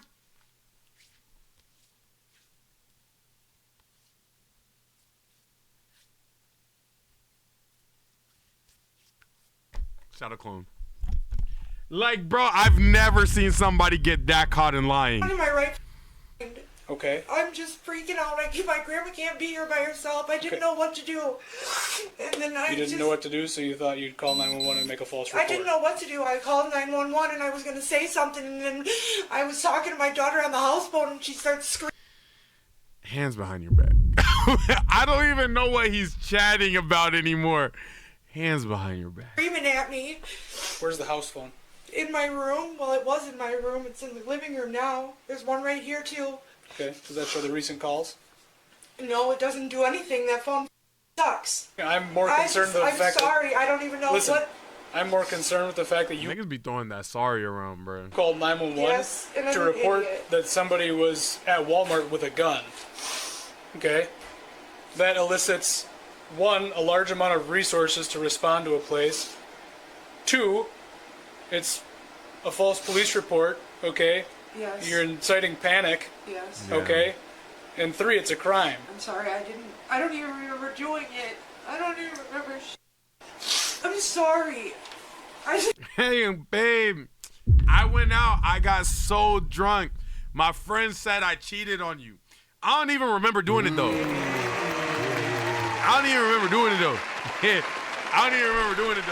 Yeah, they got me on camera, voice all that, like, you feel me? I was smacking the joke overly, but I don't remember doing it, though.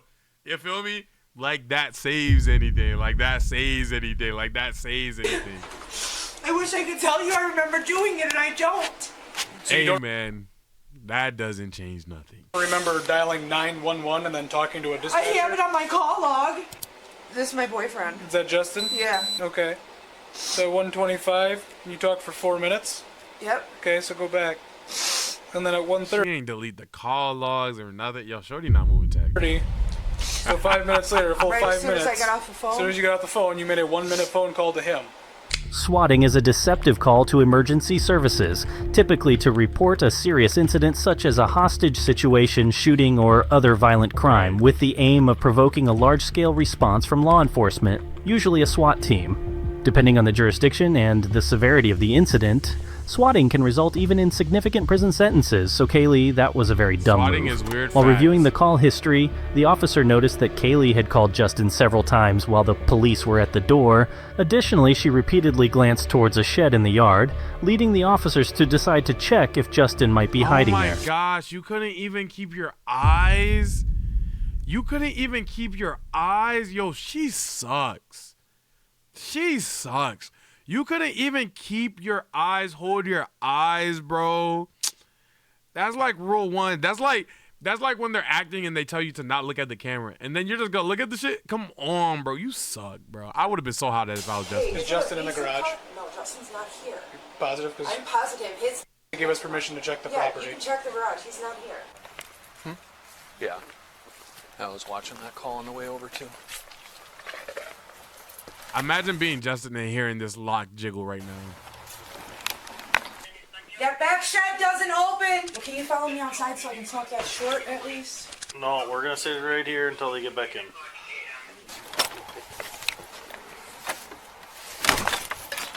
They're gonna shoot the lock? From the inside?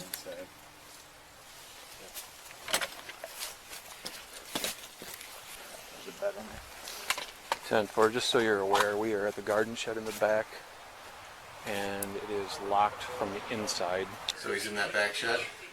No, we haven't been able to get in that back shed for years. My kids used to play back there. Why is it locked from the inside? I don't know. I had Austin Jones was living in that shed last I knew.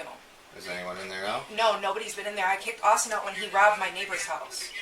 Okay. They left a whole trail of. Yo, what's going on? What in the curse the cowardly dog, bro? Yo, gang, what's happening? Yo, Life was socket. Life walk say, what's good, bro? Appreciate the raid, bro. I hope you had a fantastic stream, family. Hope you had a fantastic stream, my dog. W raid, thank you so much, gang. I don't know. I don't go back there. Okay. I haven't been back there since I kicked Austin out. I don't know. I have not been back there. Justin and I were in an argument this morning, and when I was in the garage, when he said his dad picked him up and he left, he texted me. He said he was with his dad. I can show you the message. I haven't been back to that back shed. I don't go back there. There's a light on. That was probably the best line that she did the whole time, to remove herself of like, I didn't know he was in the back shed because I didn't know when he got dropped off. That right there was probably the best line that she did. It's like a little lantern on it. So I don't know that he's here. She made several phone calls to him while we were in there, or while she was in there waiting Which on us. isn't saying much because it's still trash. It would lead me to believe that he's in Minnesota. Yeah, not here, but this door's locked from the inside. Sheriff's office. Whoever's in the shed, come out now or we're coming in. Who lives in this back shed?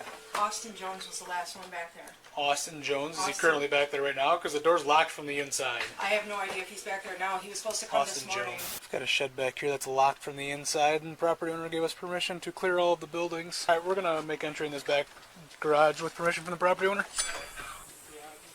Hey, Austin Custer, and he's got a warrant. That's who Austin Jones is, his alias. He's so fried. Austin. He's so fried. Oh my gosh, this situation is so grits, bro. I can't imagine how heart pounding this situation is, bro. You in there? This situation sucks. This situation sucks. Who are you? My name's Justin. Turn around. Justin? Turn around. Justin, look at that. Yeah. Turn around. Turn Get around. on your knees now. Get on your knees. Hands on top of your head. Interlock your fingers. Is there anybody else in there? No. Justin lied to me!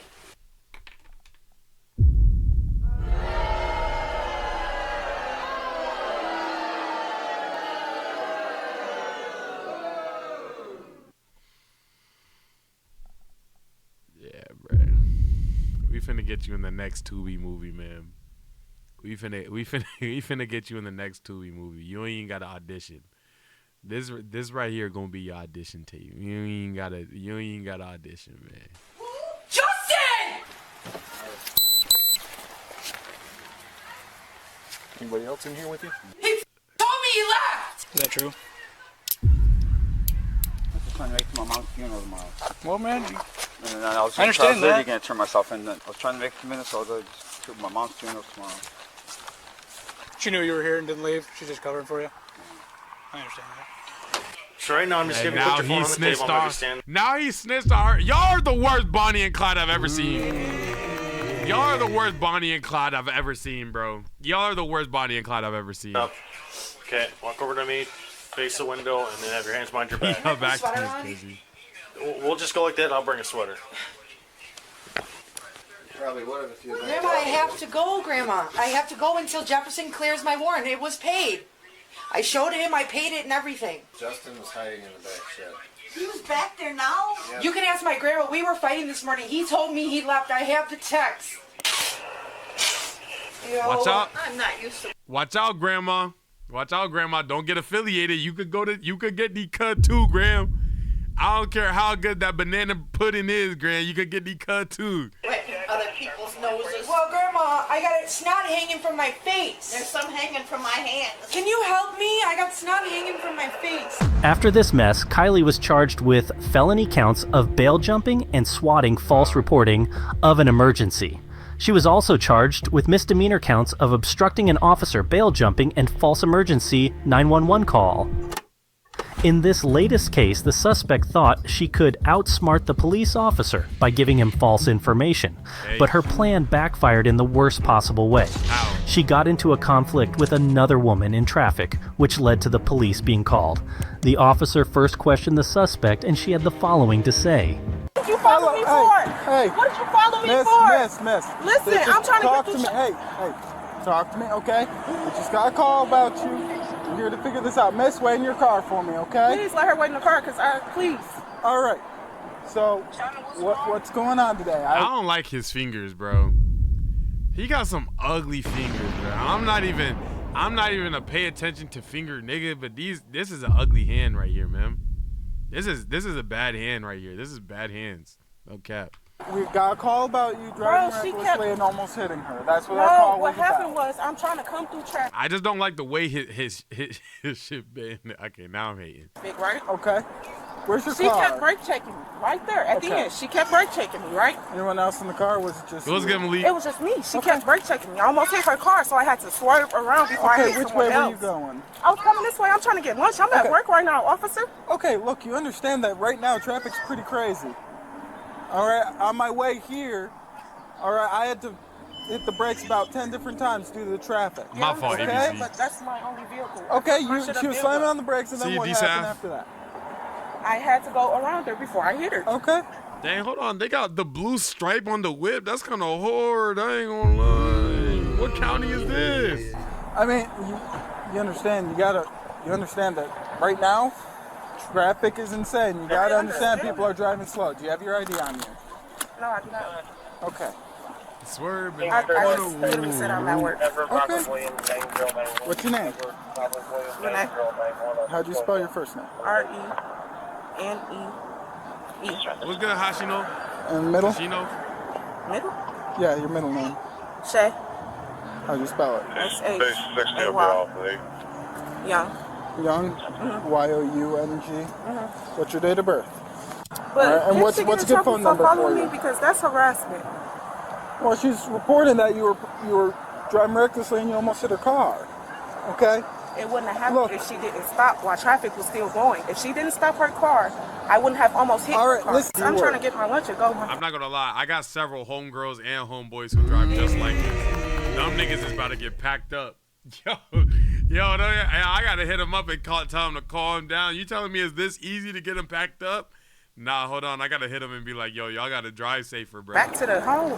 Back home? You just finished work? Not home. Back to the home that I work at. Okay, where is it at? Right there on Beatrice. As you saw, Renee was visibly agitated and claimed that the woman who called the police provoked her by unnecessarily braking in front of her. She claims that she just passed her to avoid an accident. However, now the police officer needs to question the other person involved to hear the other side of the story. Also, if you noticed at the beginning, when Renee had her phone on, a female voice can be heard calling her by a different name. Oh, no. She lied about her identity. Did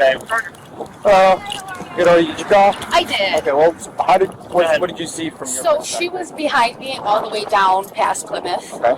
And she Near West Chicago? Yeah, that Okay. direct, from that direction. So she was behind me.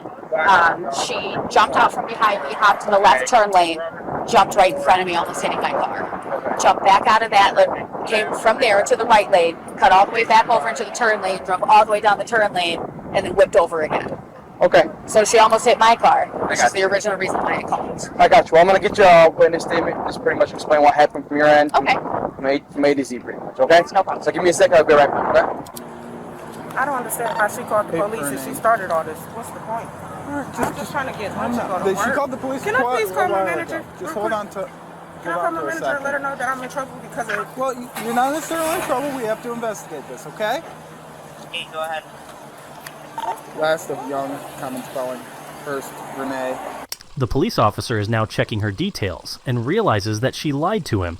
Meanwhile, Renee is talking on the phone, and again, a voice can be heard calling her by a different name. Miss, what's your real name? Lashana Young. I don't have my ID. Yes. Okay, well, why'd you tell me a wrong, fake name? Because I thought I was in trouble, officer. I'm so sorry. Well, the fact...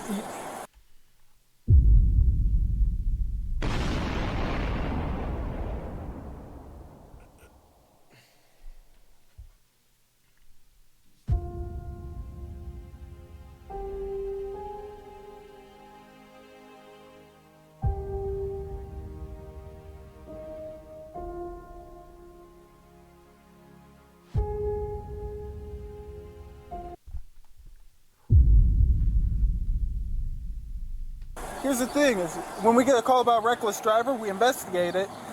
Typically, we just get everything in probation. We get both sides of the story, and then we report it to our traffic bureau. But now you are in trouble now because you provided me a fake name. Okay. All right, hang up the phone for me. I don't think I'm coming back to work. All right, hand me the phone. Face the car right here. Put your hands behind your back. Palms together. Rashana was arrested for providing false information, and during the arrest, the officer also found out that she had a warrant for assault in another part of the city and that her vehicle insurance had expired as well. You're gonna get booked on these charges. You got a warrant for assault out of Southfield. So once we get to the jail, after you're booked, you get that checked on. After we get all that figured out, okay, Southfield doesn't want you, you'll be released from our custody. If they do want you, you'll be going with Southfield. Okay? I already told you, the car doesn't have insurance. Technically, the car, we don't do it all the time, but if your car doesn't have insurance, it can't be on the roads. For this reason, Rashana's car was placed on a tow truck while Rashana was on her way to jail. This video was full of nonsense, top to bottom. Obviously we're already watching nonsensical cop moments top to bottom. This video was just absolute nonsense from every individual. The first guy was probably the least nonsensical, but after that, I mean, there was only 2 people. After that, man, it was a sharp decline in nonsense. That was crazy. I'm not gonna lie. If you guys enjoyed this video, click this video right here. It's just as entertaining and informative as the video that we just watched together. Don't take my word for it. Take YouTube's word for it. They're the ones who put it up there for you. See you in the next one. Goodbye. Peace. I really didn't like his fingers though. Complete waffling is crazy. Okay.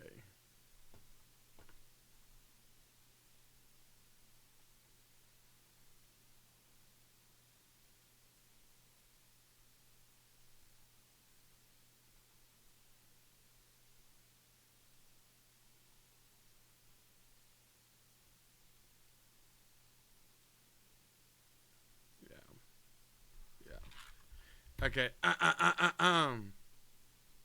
Have you ever played a game and you just came across it and felt weird about it? Or that something is missing?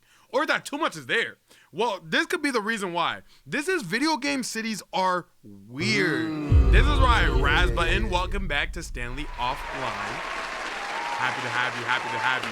I think by the time this video goes up, we will hit 1,000 subscribers on this channel. So thank you so much for that 1,000 subscribers. Let's get into it. Let's go. When I first played The Witcher 3, I thought it had the full measure of what it was capable of after a dozen or so hours. I keep hearing about this game. Bar for none, whenever I start gaming again, I have to play this game. I hear so much about this game, bro. Hours of playtime, but then I reached Novigrad and it kind of blew my mind. I had played plenty of massive open world games by that point in my life, but while some had incredible and expansive wilds to journey across and others had dense and detailed cities to explore, I never played one that did both convincingly. In the ones that tried to, the cities never felt realistic. For instance, take Skyrim. While each of the cities are intriguing and impressive in terms of theming and visual design, they don't really feel like proper cities. They are far too small and singular in focus, and their populations are minuscule, with each city having the amount of people you'd historically expect to find in a small village and not a place with a fortified keep. I don't know, like when Nazim asks if you've been to the Cloud District lately, it's a bit baffling because how could you not, as there is barely any separation between it and the rest of Whiterun. I see. Now, the choice to have smaller cities makes sense given the general design goals of Skyrim. They want you to feel like you can interact with anyone and anything, and creating bigger cities where most of the inhabitants and buildings largely act as set dressing would This is good lore though.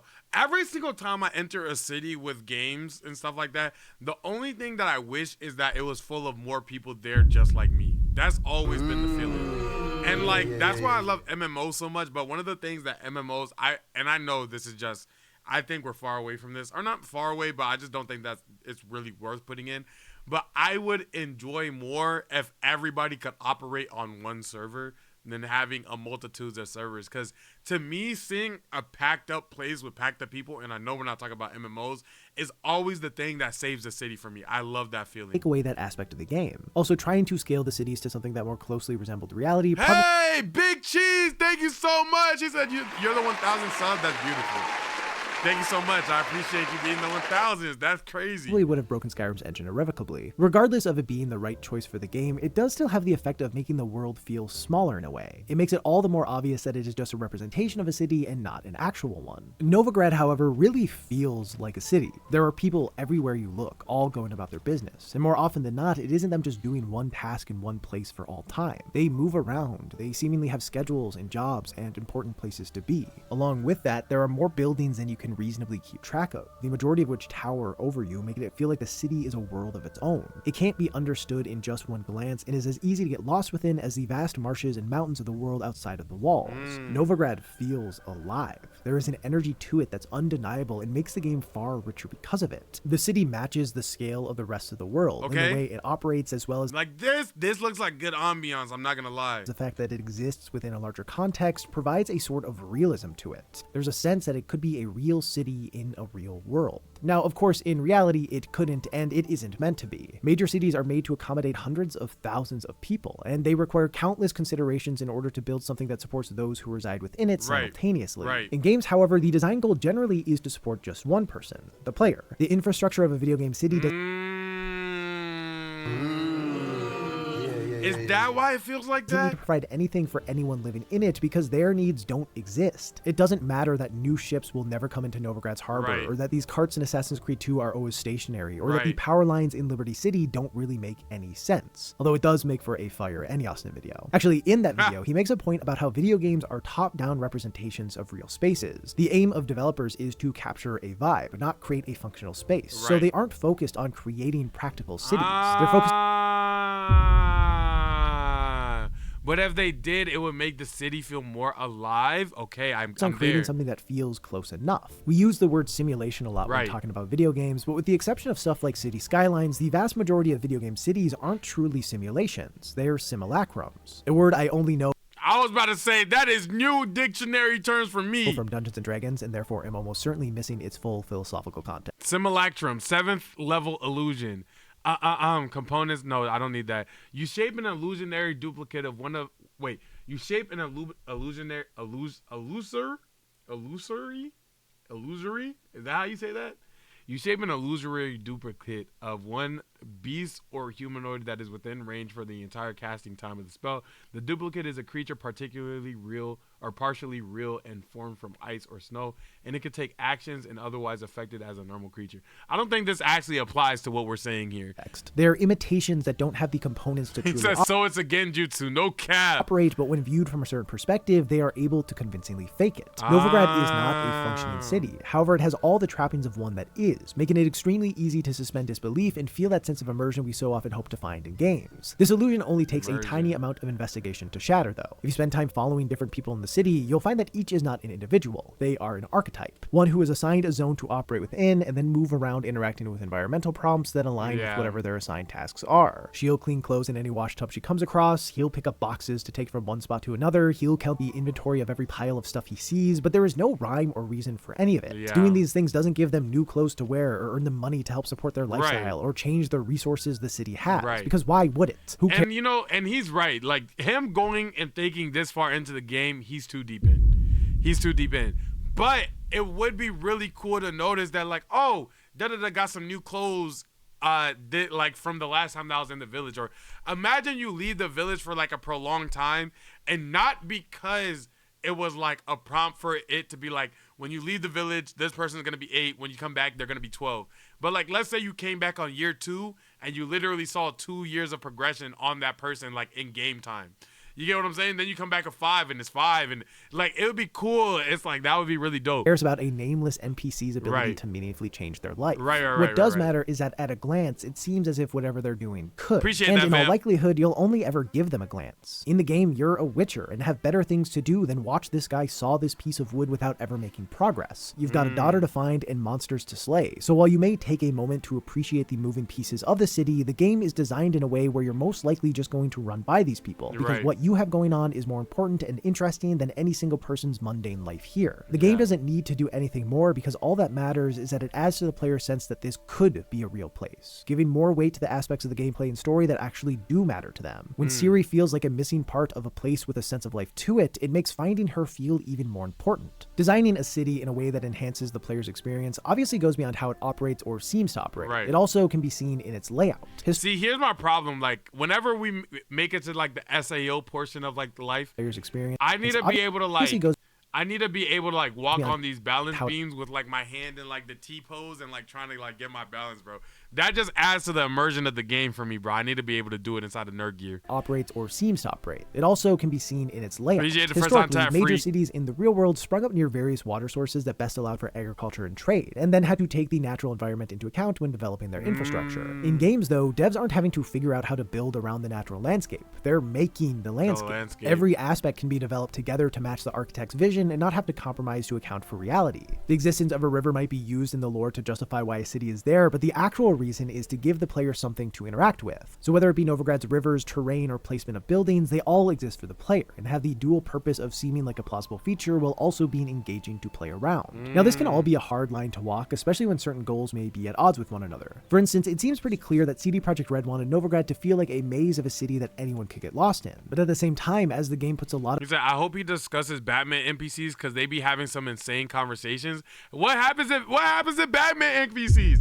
I'm not gonna lie, they live in an insane place. Like, they literally live in one of the worst places ever. So I hope they are having insane conversations, bro. Their life sucks. The emphasis on exploration, they almost certainly wanted it to feel navigable as to not create constant friction for players whenever they tried to go from one spot of the city to another. Depending on the quests, I like Pokemon NPCs. I'm not gonna lie. Like, Pokemon NPCs make me happy. Pursues and they could definitely explore a lot more with Pokemon NPCs. Choices they make, they can spend an inordinate amount of time in just the city alone. So making sure that moving through it didn't feel worse than moving through any other area of the game mattered a fair bit. To their credit, as what game has good NPCs to y'all? Confusing as Novigrad may seem at first, it is one of the few areas in The Witcher 3 where I feel like not using a minimap is extremely viable, and this is done through the inclusion of clever landmarks and terrain that help guide players. For instance, a few branches of the Pontar River cut through Novigrad in different ways, creating distinct sections of the city. To the south are the docks and various gang-controlled neighborhoods. In the center is the Market District, which is also alongside some gang-controlled neighborhoods, and to the north is Temple Isle, which is controlled by the worst gang of them all, the Church of Eternal Fire. There's a lot of space to get lost within, but the various water features around Novigrad tend to make it easy to get your bearings. Finding the lower river gives you a straight shot to the docks and out of the city. It is also right by Hierarch Square, which is where many shops and quests are based out of. Following the coast gives an easy path through the docks and also to St. Gregory's Bridge, which can take you to Temple Isle, and even when further away from the this looks great though. The sails of the ships docked in the harbor can be spotted from many different places across the city, giving players an easy way to orient themselves when feeling a bit lost. As for how it uses the terrain, bro, I'm telling you, bro, one of the best ways that AI could like actually be used outside of just like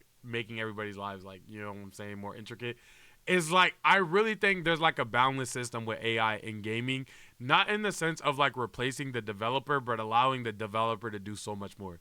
In the sense of like, you got to understand, like, properly used, this is my, like, if AI was to infiltrate gaming, this would be my scenario. If AI was probably able to be used, I would be able to interact with this character in a one-to-one session that only I have inside of my game. Sure, another player in another game could also interact with the same NPC, but maybe based on their choices or based on however the prompt's feeling or whatever the case, or actions or movements or whatever, my interaction is solely like different. Like, I'm telling you, and then if they could code it in a way that's like you receive something from this interaction that doesn't break the game, that makes it even more crazy. Like, for example, like, if you like run into this kid and instead of running by him, you knock him over. You get what I'm saying? And then he twists his ankle. So now you have to bring him home. You bring him home, you found out his family got slaughtered. Like, you get what I'm saying? Find out his family got slaughtered. So now it's your mission to defeat what slaughtered his family. But because it's like AI's like trying to generate the best story for you. So it's like now he wants to tag along with you and like slay the thing with you or whatever the case may be, and boom, boom, boom. And it's like, that's just a whole separate side story, and it's completely AI generated. That's the best way I think that it can infiltrate gaming.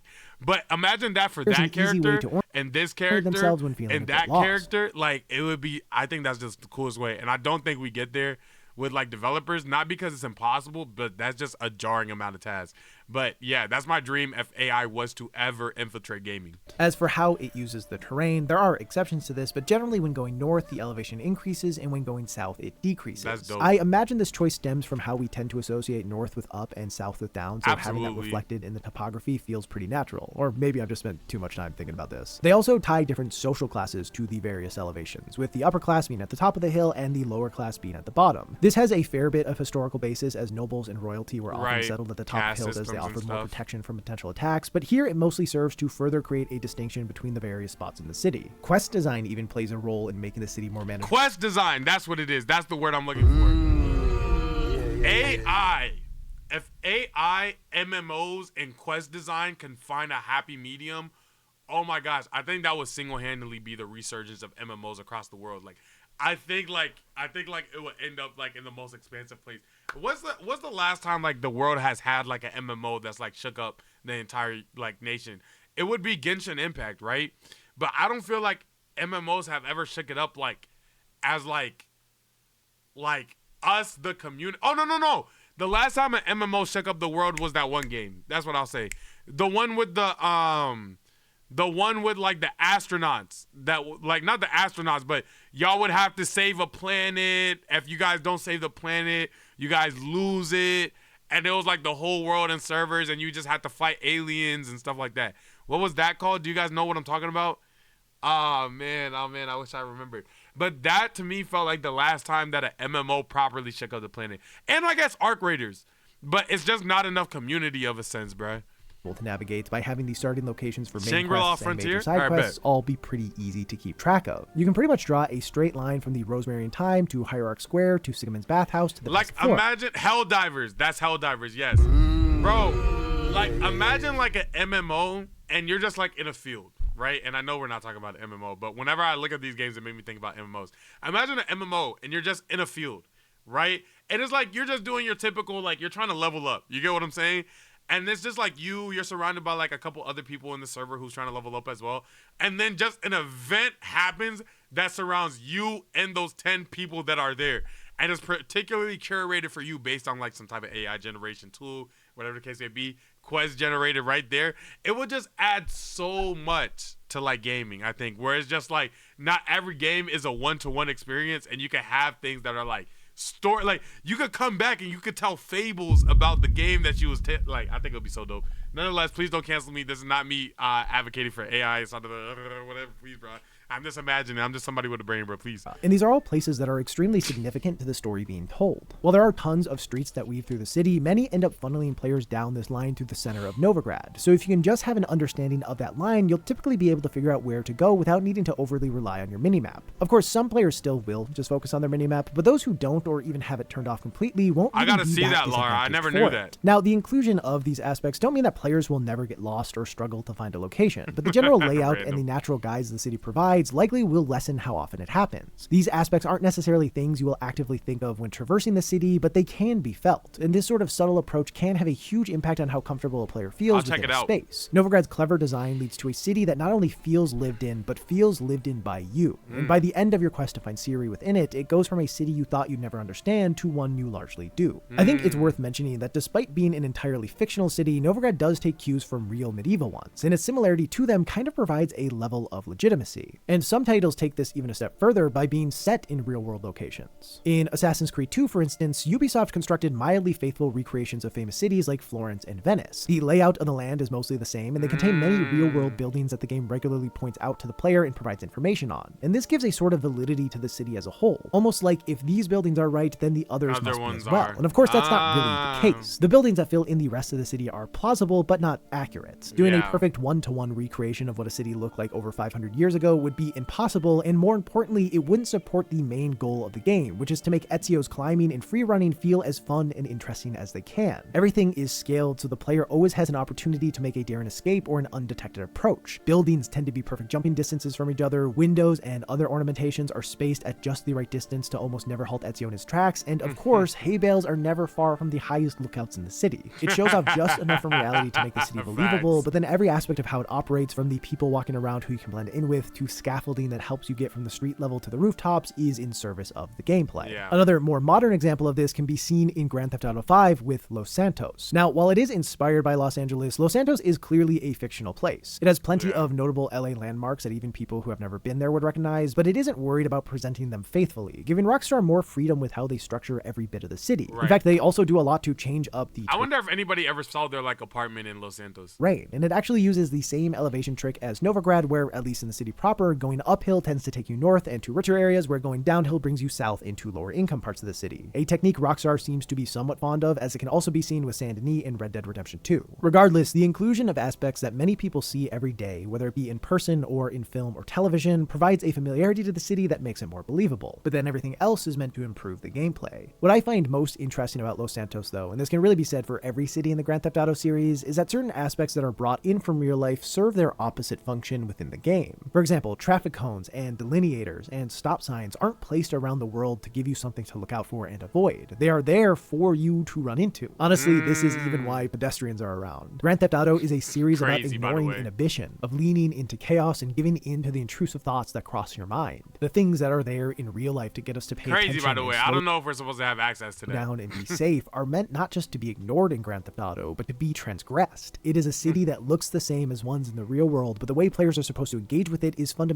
in opposition with how they would in real life. Honestly, I think this is part of why with GTA and other games that take a similar approach to it, people get annoyed that they can't enter every building they come across. While this obviously isn't something most of us would do in the real world, theoretically, you have the ability to break into almost anywhere. So the fact that in a game that is all about theft and destruction of property, most buildings don't have insides you can break into, the absence. That's why they're making sure that that is not the case in the next GTA. Noticed. Of course, having interiors for every single building would be a ridiculous use of resources, and the benefits of it would not outweigh the toll it would have on the studio and the game as a whole. But pragmatism aside, not being able to rob any house does still have a slight negative impact on the experience the game is trying to cultivate. All things considered, though, these hiccups that get in the way of crime sprees are pretty few and far between. The city and how it operates is designed to help allow the player to cause as much chaos as they want without many obstacles. Like, roads are bigger relative to cars than they are in the real world, making it easy to swerve between them. Also, despite Los Santos being based on LA, you will never find yourself in a traffic jam. Curbs are low and easy to drive over, exits on the highway are frequent, and places. No, I'm not gonna lie, they have to add traffic to GTA.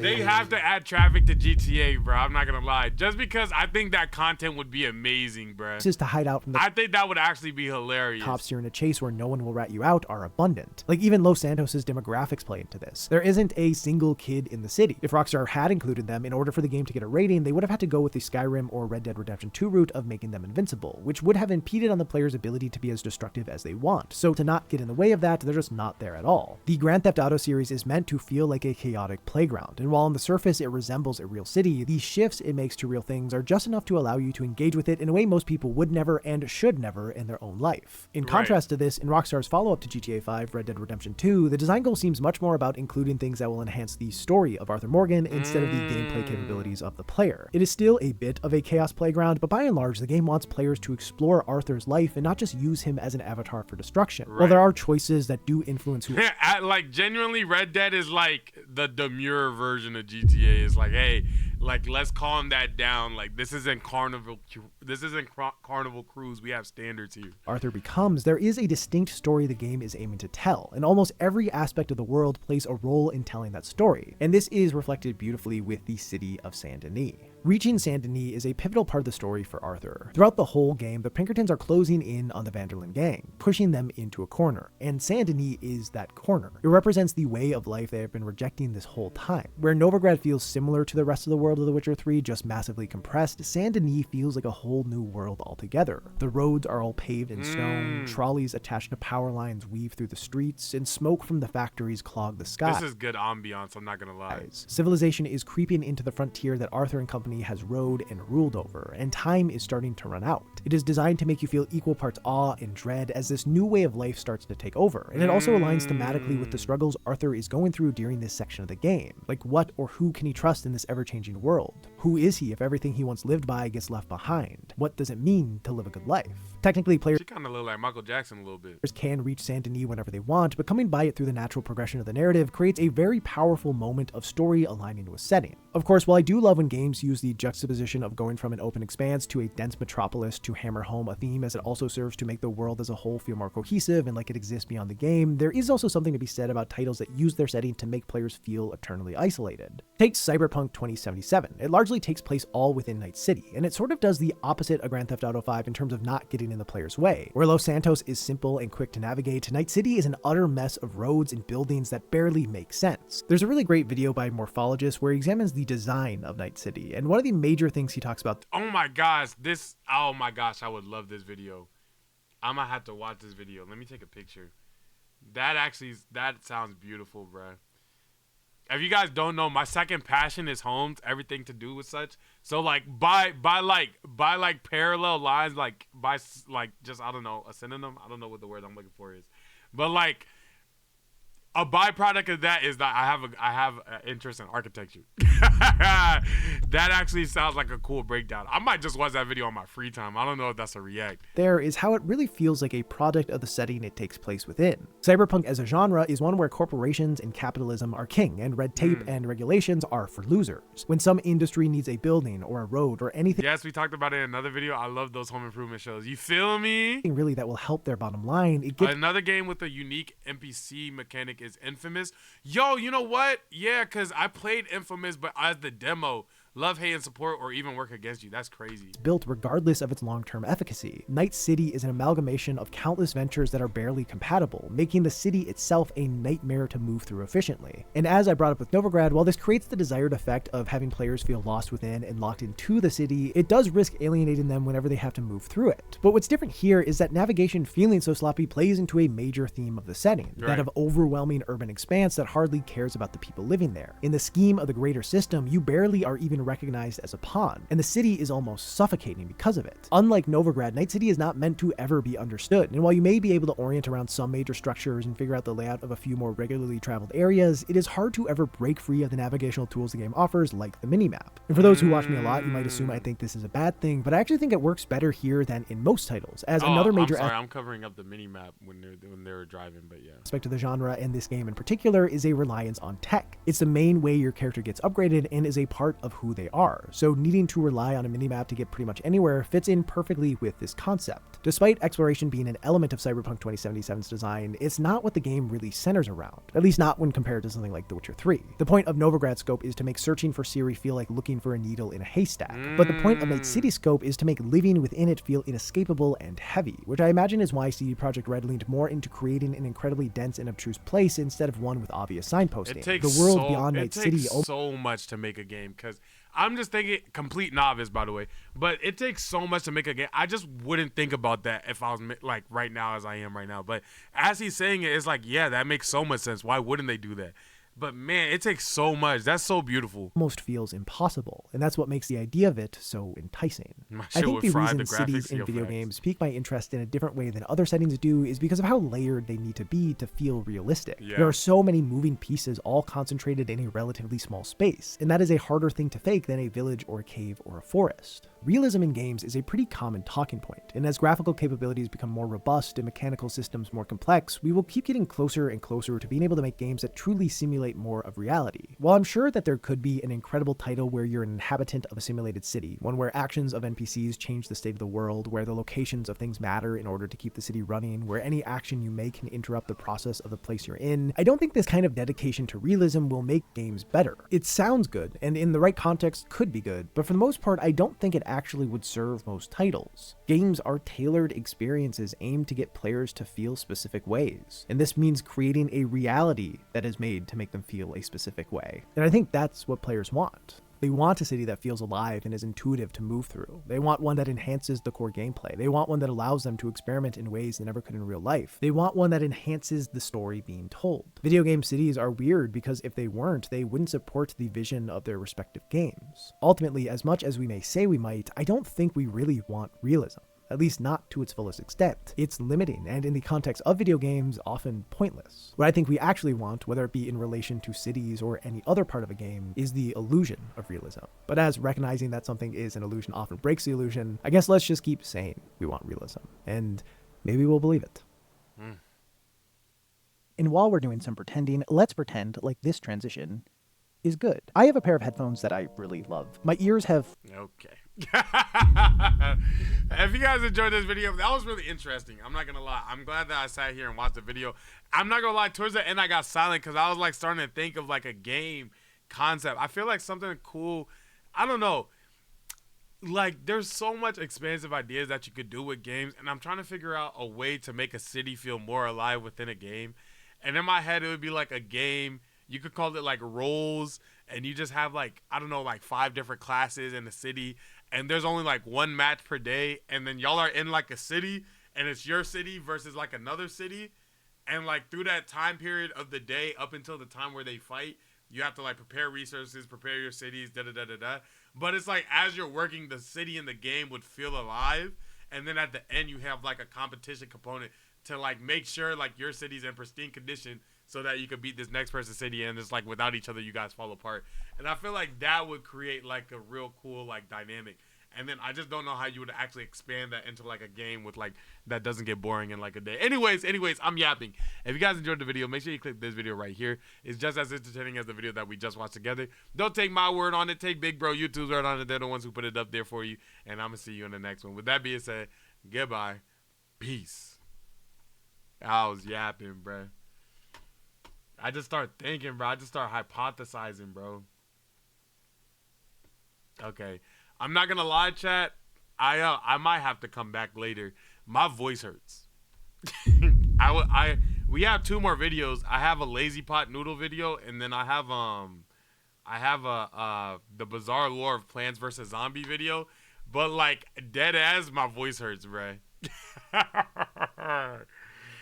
I'm not gonna lie. We got 2 more videos though. We literally only had 2 more videos to watch, but my voice hurt.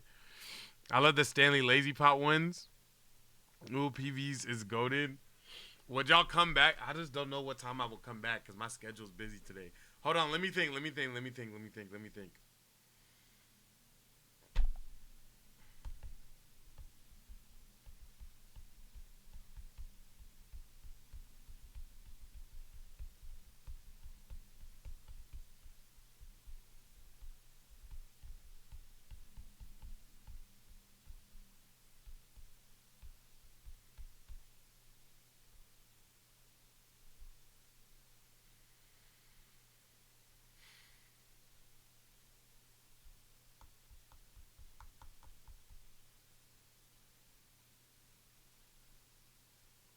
Nah, let me stick it out. No. Okay, yeah. Let me stick it out. Cause I'm thinking about it, and there's just no way there's no way I would actually be able to come back. Get some tea out or something. Some tea out. You're right. There's just no way I would actually be able to come back.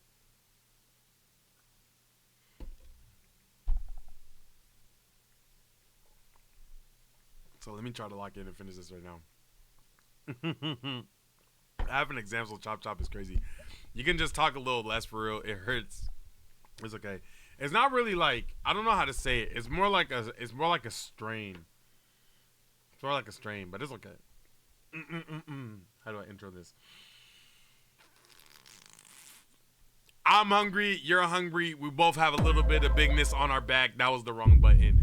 And today we're just gonna feed into that. This is 30 minutes of cooking in my room by Lazy Pot Noodle. Welcome back to Stanley Live. Happy to have you. It's been a minute. It's been a minute since we've done a Lazy Pot video. I'm super excited to be here. Let's go. Okay, bacon. 3, 4, 5 strips. 6 strips. Are you guys a turkey bacon or are you guys an actual bacon? Let me know. I'm not gonna lie, I think we're at the point where we can just go turkey bacon instead of regular bacon.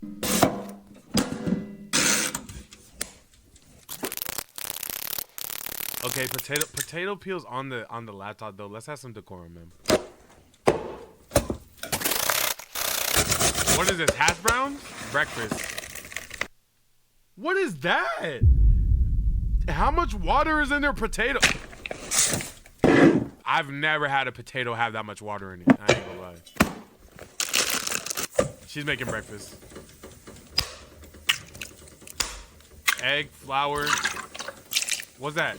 Vanilla? She's making waffles? Is this waffles? It was waffles. Yo, the peels are actually frying me right now. I'm not gonna lie. The peels are frying me. W flip. Cook both sides. W. Jimmy Dean. I'd never go Jimmy Dean ground beef. I've never went Jimmy Dean ground beef before. Actual bacon, we don't take that fake shit in my home. What do you mean? Turkey bacon's real turkey. She did. We finally confirmed it's a shoddy. I don't know. The peel's everywhere, yeah. Does bro wash his bed sheets every day? Has to, Sky. A McGriddle? I ain't gonna lie, that bacon does look good though. Hash browns. I hate when I get a soggy hash brown though.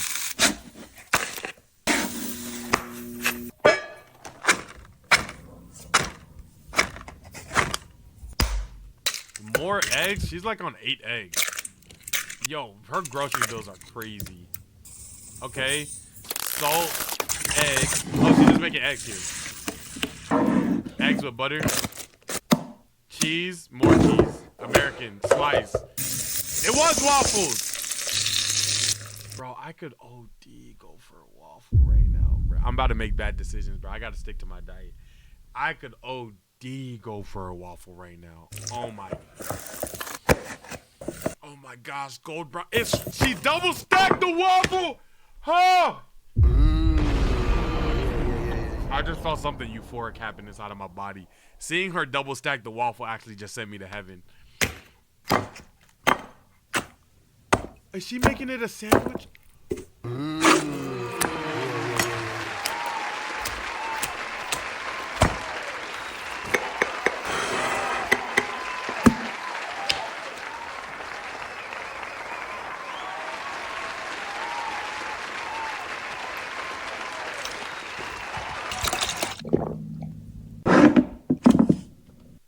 Bro, yo, that was euphoric. I just had a heavenly experience. I'm crushing that. I don't even like salt and sweet things together. I'm so crushing that. That junk looked amazing. I ain't gonna lie. I don't even know what we're making here. Okay, ground beef. Let me relock in. I'm not gonna lie. She spazzed with the first one.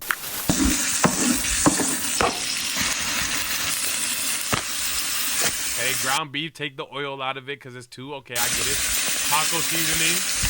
I look at you a little weird when you use the taco seasoning and says seasoning it yourself, but that's just me though. Yo, watch out, Randall.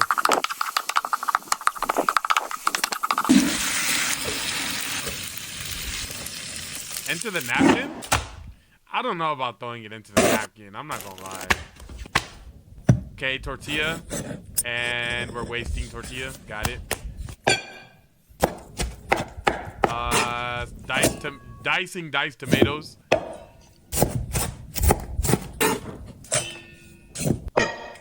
Oh, W speed in the background. I didn't even notice. You're right. What is that? Cheese. Is this just a taco?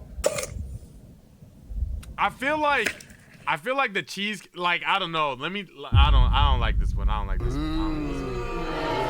Let me tell you why I don't like this one. The tortilla was already made. She just cut the tortilla into a smaller tortilla.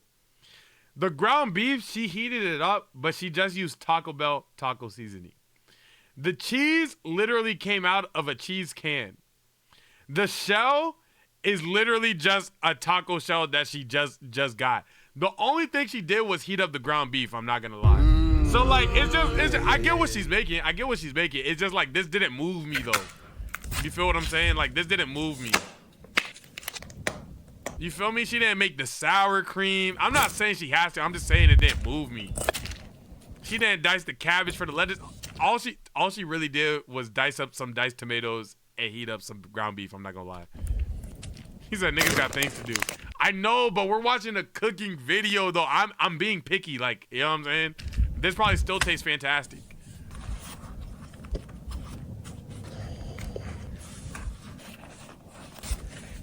OD gotta fry that.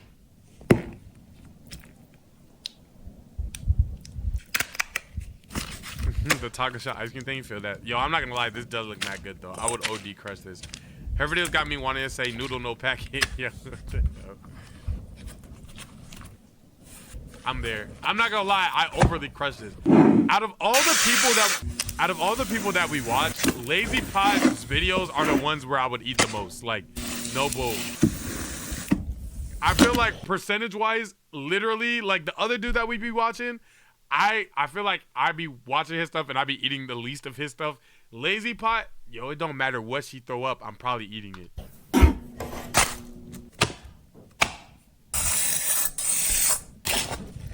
Glaze where it's due though, cause that looks so good. That looks so good.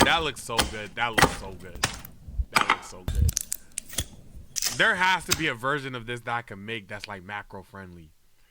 There has to be a version of this that's macro friendly.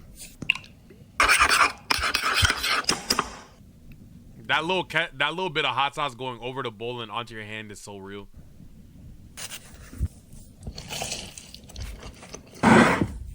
sounds so good, bro.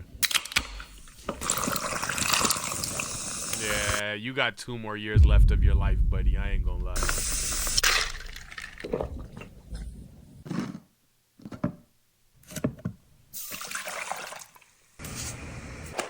That's how you know she's a real cooker for real. You see the bottom of that pot?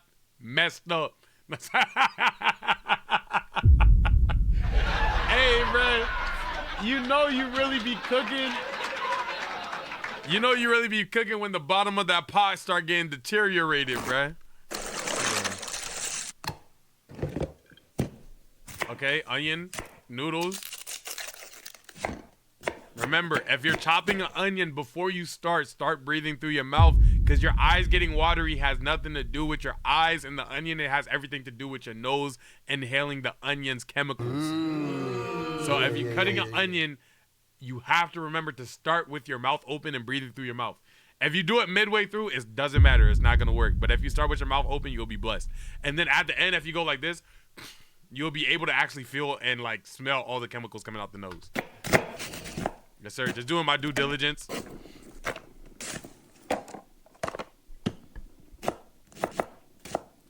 What is that? Yellow and red onion? Garlic? Minced? I know her crib smells so good right now, bruh. I know her crib smells so good, bruh. Garlic and onions is one of the best smelling combinations you could ever do. That's a lot of olive oil.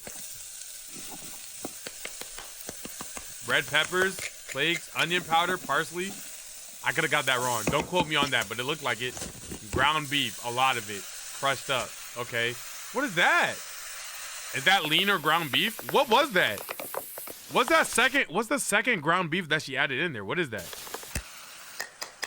Yo, she's about to make the meanest noodles. Oh my gosh. That looks so good, bro. Do you hear how it's talking to her? Listen to how it's talking. Oh my gosh. Oh my gosh, bro.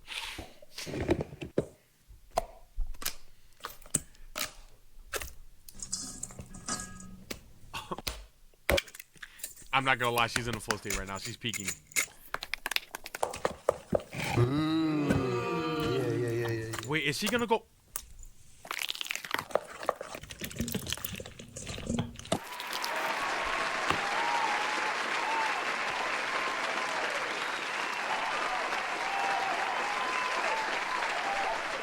Heavy sauce with the ground beef added inside of the heavy sauce with a stir.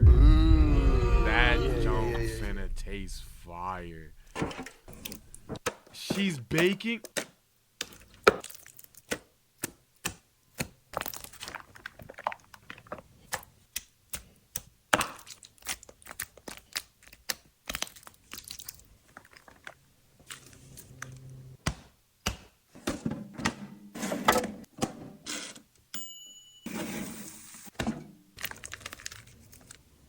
She ain't even have to do that. She just flexing. Oh my gosh, that pulls him. Oh my gosh. Oh my gosh. Oh my gosh. I know that shit tastes amazing. Oh my gosh. It does look like Haitian mac and cheese. It really does look like Haitian mac and cheese. You're not joking. It's very close. ABC is very close. Okay, she's going noodles again. This got me wanting a clip, bruh.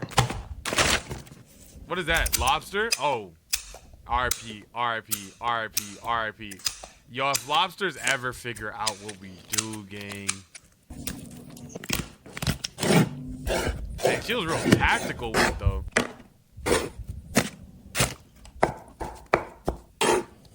Lobster and crab. Yo, she is tack right now. Okay. Yo, she cooking every meat. Is that Wagyu? There's no way. She got every version of the meat, so I ain't gonna lie, bro. Sweet Life on Deck is watching it, no cap. Bro, Brenda's song has been getting such good PR. I already love Brenda's song. Like through and through, I really do love Brenda's song. So like I love Sweet Life on Deck, Sweet Life of Zach Cody, everything. And now she's just like an avid Lakers fan, but more importantly, basketball watcher. Brenda's song is like so amazing, bro. I'm not gonna lie. Shout out Brenda's song, bro.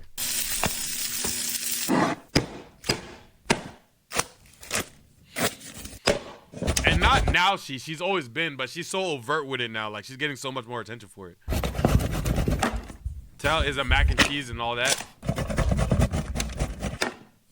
Dang, she's going 3 cheese on the mac. 3 cheese in the mac yourself is crazy.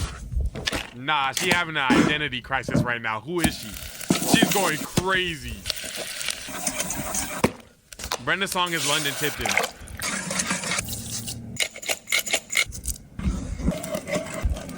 That's the key! That's the key. Y'all don't even know what I'm tripping about, bruh. To get good cheese pulls, to get like a really good consistency, bro, you don't put the cheese in all at once. You drop it and heat it and stir it. And then it melts, and then you just keep doing that, and you add a little cheese at a time. Oh, my God. Y'all don't know how much better the sauce come out when you do that, bro. No, she's locked in. She's overly locked in right now. That's how you add cheese, I'm telling you, bro. That consistency get dangerous, bro. Oh, she's making the okay, yeah.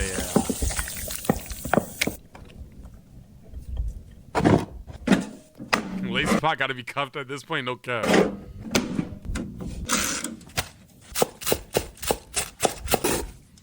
What is that? Is that parsley? Rosemary? I don't know. W. Yo, she loved to bake her some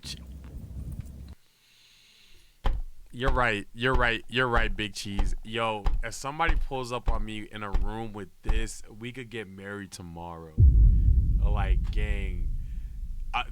This type plate made me cry. I'm not gonna lie, bro. Like, I don't think a woman ever treated me this good. Yeah. Like, no, something about this plate, like, enacts something spiritual in me. Like, damn, you're right. I would go to war and die for you if this is what it looks like. I'm not gonna lie, bro. Like, I might actually survive for you because I got to get back to this plate, bro. Yo. Oh. That's all I need, bro. That's all I need, bro. Dang, that's a lot of beef, bro. What's good, Piss Pete?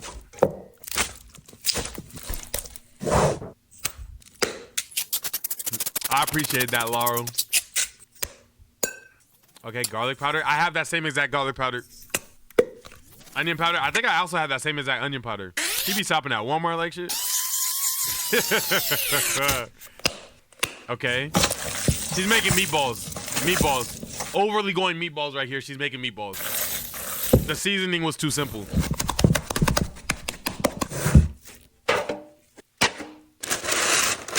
Meatballs. It's not meatballs. It's not meatballs.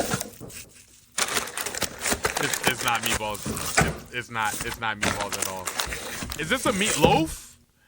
I didn't see no breadcrumbs or nothing. Yo, what is she making?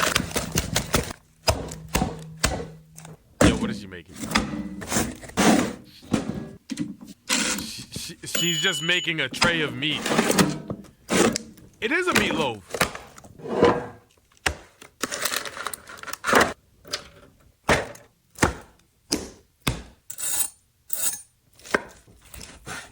What? Did she just put cardboard on my food? I'm not gonna lie, Lazy, you're missing me with this one, man.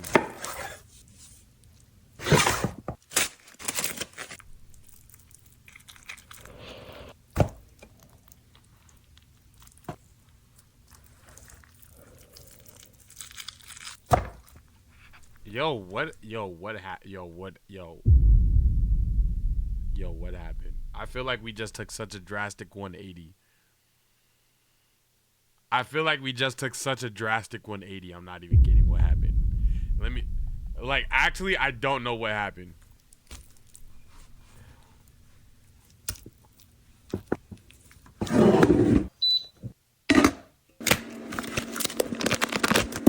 I think this is a new meal now. I'm gonna act like I didn't see what I just saw, Because I dead ass don't know what I just saw. I don't know if she was supposed to post that. That one must have been meant for like the archives.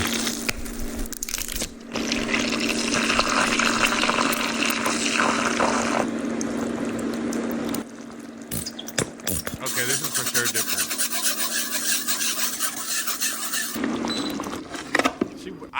I hate that sound, bro. Oh my gosh, she's still doing it.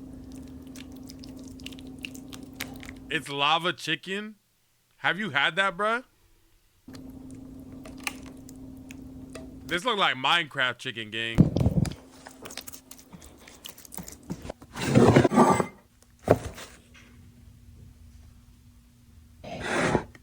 Why? What good, gang?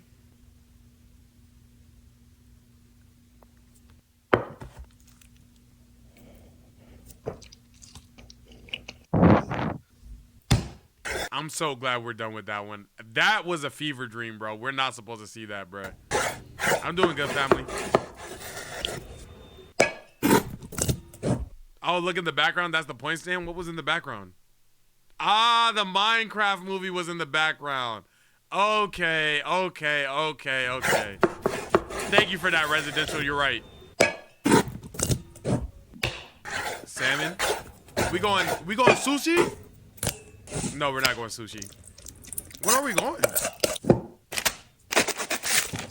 Oh, we're going wrap. Is this still sushi? Is a sushi wrap sushi or no? Does that count?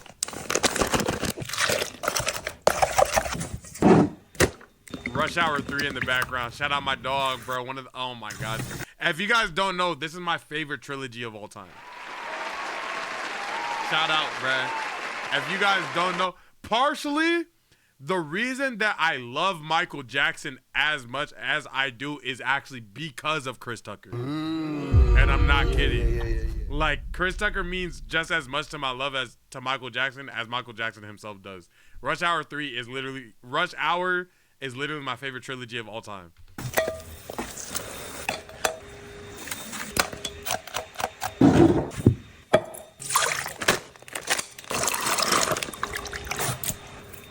I need to watch a video essay on Rush Hour. Lee, check the hardware. If there's anything over da-da-da-da, we're beating her ass or his ass, whatever it is.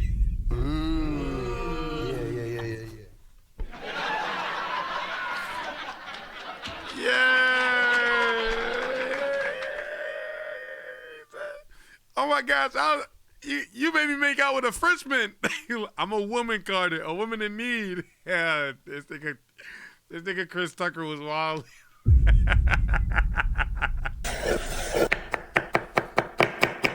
Yo, bro.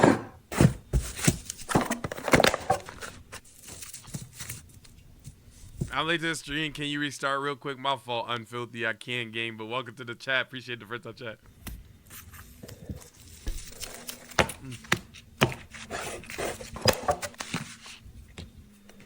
I've never seen sushi rolls like this before. Unless this is just how you make a sushi roll. I don't know. That doesn't look like it's gonna fit. Like, she's gonna roll this? There's no way this fits. Oh, she's making it a pizza, my dumb ass. I thought she was gonna take it and roll it over each other. No, she's making a pizza. She's making a pizza. Which, like, you're weird for that, but I see it. Okay. I know this still tastes good, though. I know that tastes good, bruh. I know it tastes good, bruh. Okay. I'm not really a big chip person, so he's actually already losing me. I don't know how you guys feel about chips. Chat, how do you guys feel about chips? It's just too empty for me. I'm not gonna lie. Like, I don't hate chips by any means. I don't hate them by any means.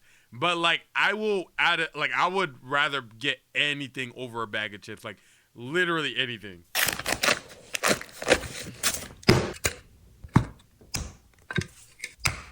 Love chips. Love chips. I agree.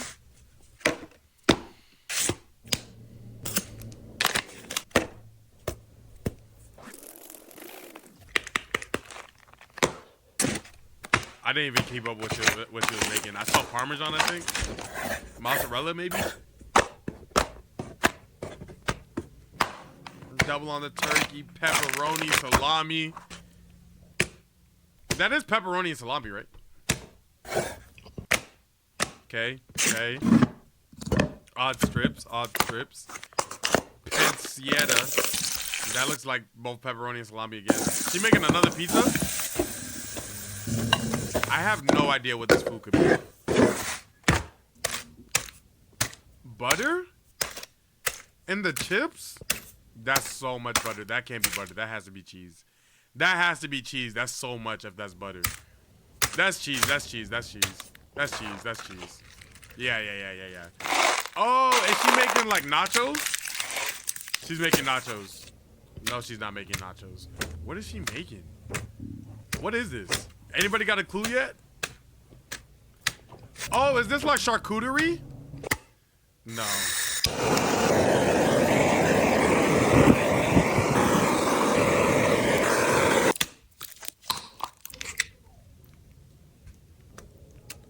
Is that jelly?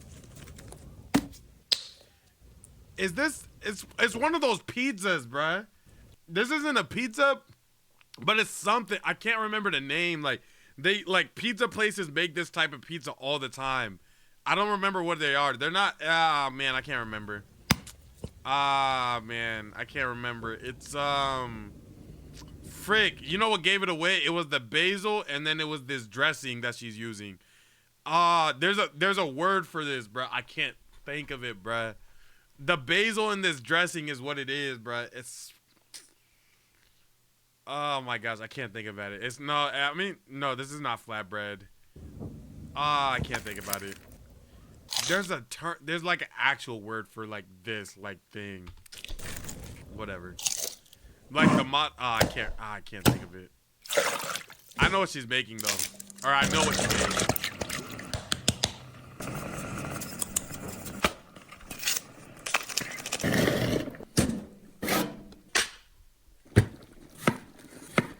I feel like it started with the P. I can't think about it, bruh. Balsamic, yes, yes. The dressing is a balsamic glaze dressing. It is. It 1000% is. Yeah. I'm trying to remember the actual because we used to also have it at Panera. You're 100% right. It is a balsamic glaze. I just can't remember what like the actual like. Oh man, I can't think about it. It's killing me right now.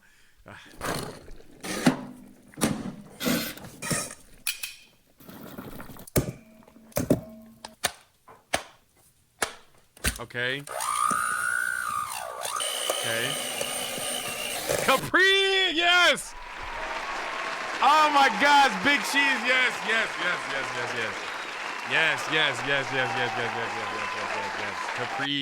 Capri, caprese, however you want to say it. Yes. Oh my gosh, thank you. That was gonna kill me. When I tell you, bro, I was not focused on this. I have no idea what she's making right now. Because I was so deep in my thought trying to think of the word. Even if I'm wrong, that's the word that I was looking for. Because they always have mozzarella. They always have that glaze. They always have like oregano or basil or like on it as well. And then and then like some type of breading. So like, and then like they're not too far away from adding like pepperoni or salami onto it as well. Oh my gosh, thank you so much. Oh my gosh, I love my community. That was gonna kill me. That was actually gonna stress me out, bruh. Has tomato? It can. Like, I don't think she was following like a specific rule or something like that. That's why I said, like, I don't know what she's making, but it's alluding to, like, a caprese sandwich, however you say it. Oh, my gosh. Thank you so much, bruh.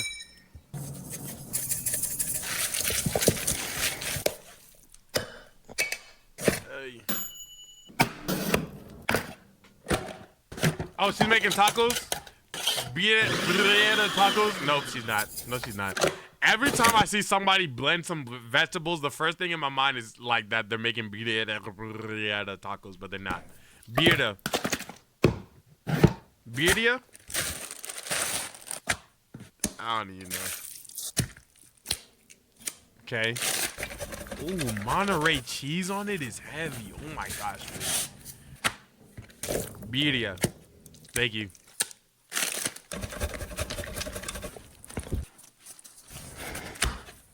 No, Monterey cheese on it is actually so heavy.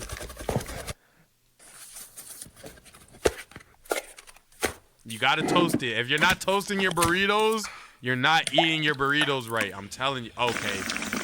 Frying it is so, frying it, your back is enormous.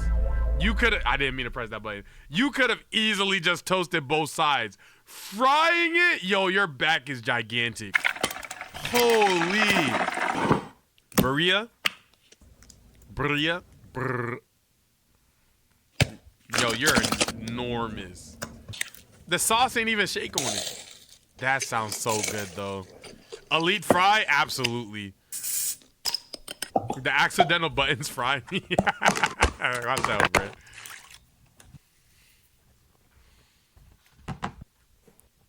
Okay, bread rise. Okay. Okay. Okay. I'm never a fan of like crushed Cheeto dust on things. Let's see if she changed my mind.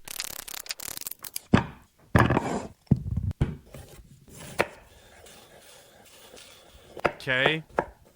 Okay. Baby fries. Spam. You lost me. I just never see a spam meal that's like, I'm there. You lost me. You lost me. You lost me. You lost me. You lost me. You lost me. You lost me. I'm so gone. I'm so gone. I cannot be found again. You had me, but you lost me. I'm not mad. I'm exhausted. Please, please, when you come around, give me a reason just to smile. Been so many dark days. Been so many dark days. Dark clouds. I'm cool. No cap. Shout out all my spam lovers though. Korean hot dogs. Shout out my Koreans. Ew. Oh, is this chili? It was ill until I figured out this was chili. I'm not gonna lie. Chili is good. You ain't cat, bro. Dang, cutting the link down the middle is actually ball knowledge. Oh my gosh. Garlic bread on the bun too? She's going crazy right now. She's going crazy right now. Oh my gosh. A cheese sauce for what?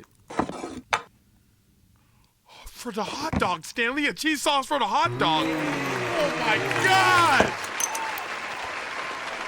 I'm not gonna lie. Give me my AO pause of the week, bro. I'm crushing that, bro. I'm taking both links to the head. I'm taking both links to my absolute skeleton, bro. Give me my AO pass of the month, bro. That has to go in my mouth. That has to go in my mouth. That joint looks fire as hell, bro.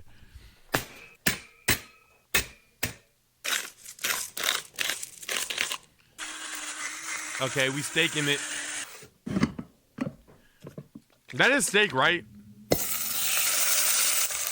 Right, it has to be so annoying to cook those one at a time, though. I know, like, sometimes she'd be like, why am I using this little ass pot? Like, I know sometimes she genuinely wants to use a regular size pot, because doing this one at a time looks awful.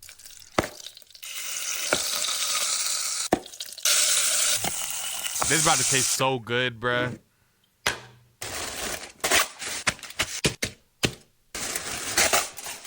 Okay, wrapping it up. Throw it in the oven. Let marinate. Oh my gosh, is she making what is it? What is it? Like the tenderism dude, kind of pulled pork. She's making pulled pork.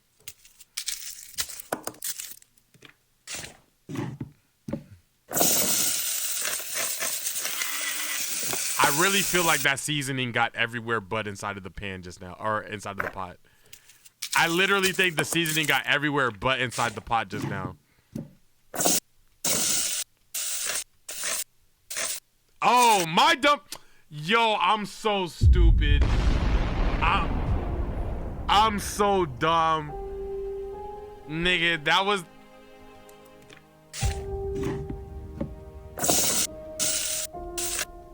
That was Snow from the movie.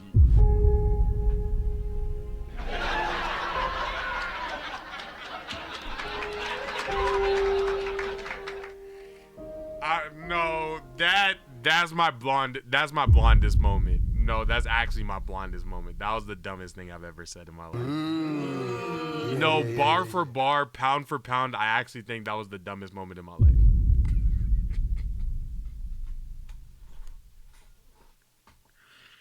Wow. Cause like I'm looking at it like okay, it's white in here, it's white powder, and I was like, sure, there was a little delay, but Stanley, why would there be that much of a puff, and why would it be that way? Yo, pound for pound, I literally think that's the dumbest thing I've ever said in my life, bro. Holy, that is bad.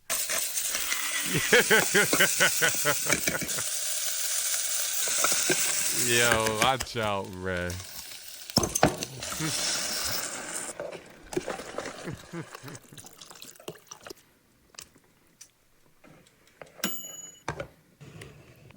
She 100% is making pulled pork though. Oh my gosh, bro, that looks so... Oh my goodness, bro. Everybody deserves to taste that, bro.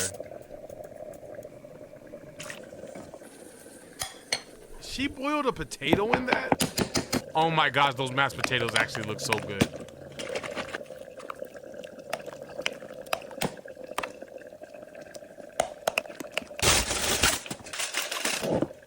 That looks so good just now. She gonna take the bone out.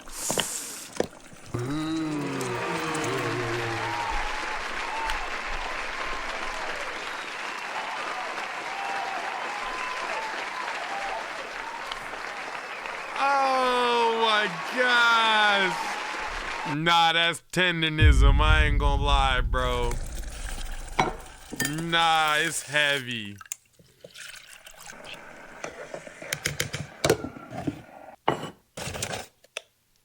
That looks so good. This all looks so good. I'm there. I'm there. I'm there. Yeah, the sauce and everything. I'm there. That looks good. Yeah. Yeah. Yeah. Yeah, you gotta drink wine with that. You can't even drink nothing normal like.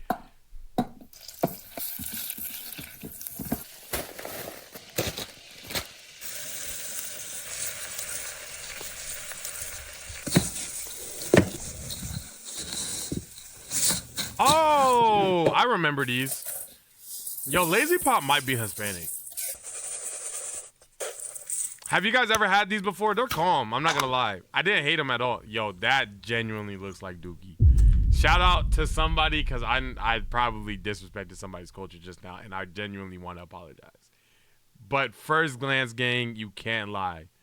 This joint genuinely looks like Dookie. It probably tastes fantastic, though. I'm with it. I'll try it. Probably tastes great. I'm so sorry if I was being disrespectful. That joint genuinely look like Dookie out the gate, though. You can't cap. It's pistachio? That's pistachio? Spicy like tahini. There's no way that's pistachio. It's pistachio? Shout out pistachio. Pistachio butter? I've never seen it before. Oh, is she making a sweet? I have no idea what's happening. She's making a dessert. This is the first time I might have seen her make a dessert. Making Dubai chocolate. Ah.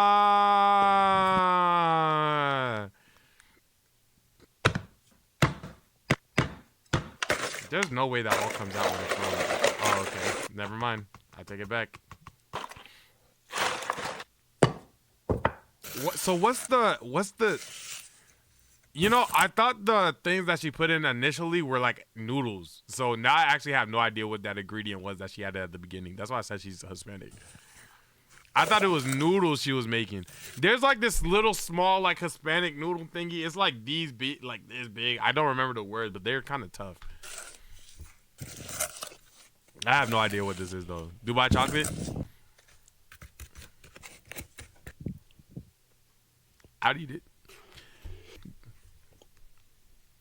Perez was good. It looks like a wheel.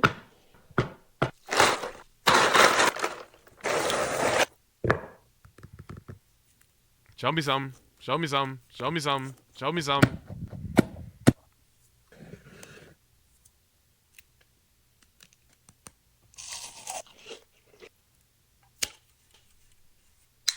Chocolate in an energy drink is crazy. Okay, steak, slap it, flour. We're frying a steak? I don't think she's ever fried a steak on here. We're OD frying this steak. We're frying the hell out of this steak. We're breading the steak? Yo, we're about to fry the yeah. How much oil does she need?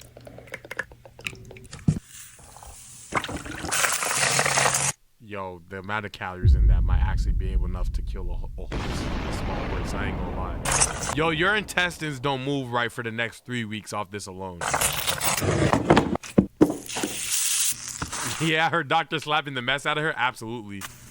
The little yarn thing and the viral Dubai chocolate is katifi, also spelled as kadaf or kadalif. A shred of filico, I don't know what that is, dough pastry used in Middle Eastern desserts. It is shredded into tiny string-like pieces, toasted until golden with butter, and creates a loud crunch. Sounds good. Steak sandwich? I'm so hungry, bro. I shouldn't have watched this video. I'm so hungry.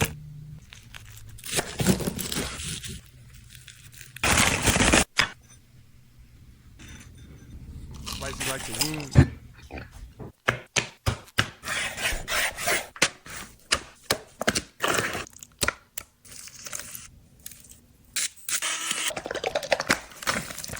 Oh my goodness, that.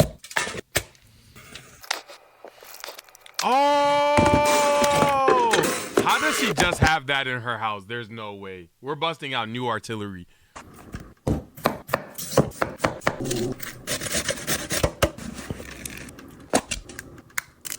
What is this salt? This is new artillery. She's actually reaching deep in her bag right now. She's actually reaching so deep in her bag. She is showing range right now. Victorious in the background is a W. Oh my. Oh, wow. I thought she was gonna like slice it off the skewer thing. This looks like it tastes so good. Bro, I'm so ready to not be on this diet and eat something crazy because this looks so good. I want it, yo. I want it, yo. Okay. Marshmallows. Oh my gosh, s'mores.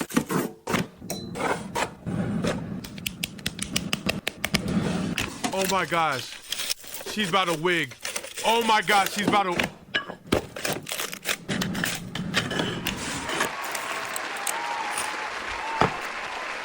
I have to make that. I have to make that. I have to make that. I have... Oh.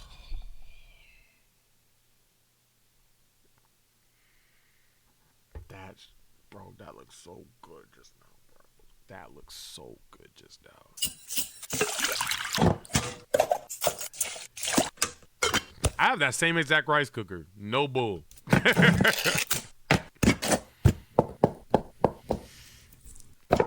Yo, you be killing me with the spam, shorty.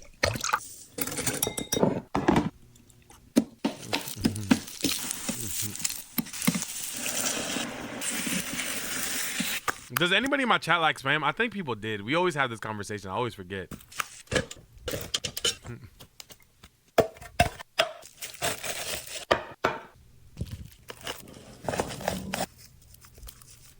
Nope. Ignore that. No worries. No worries. Never had it. Yeah. It's definitely a mystery meat to me.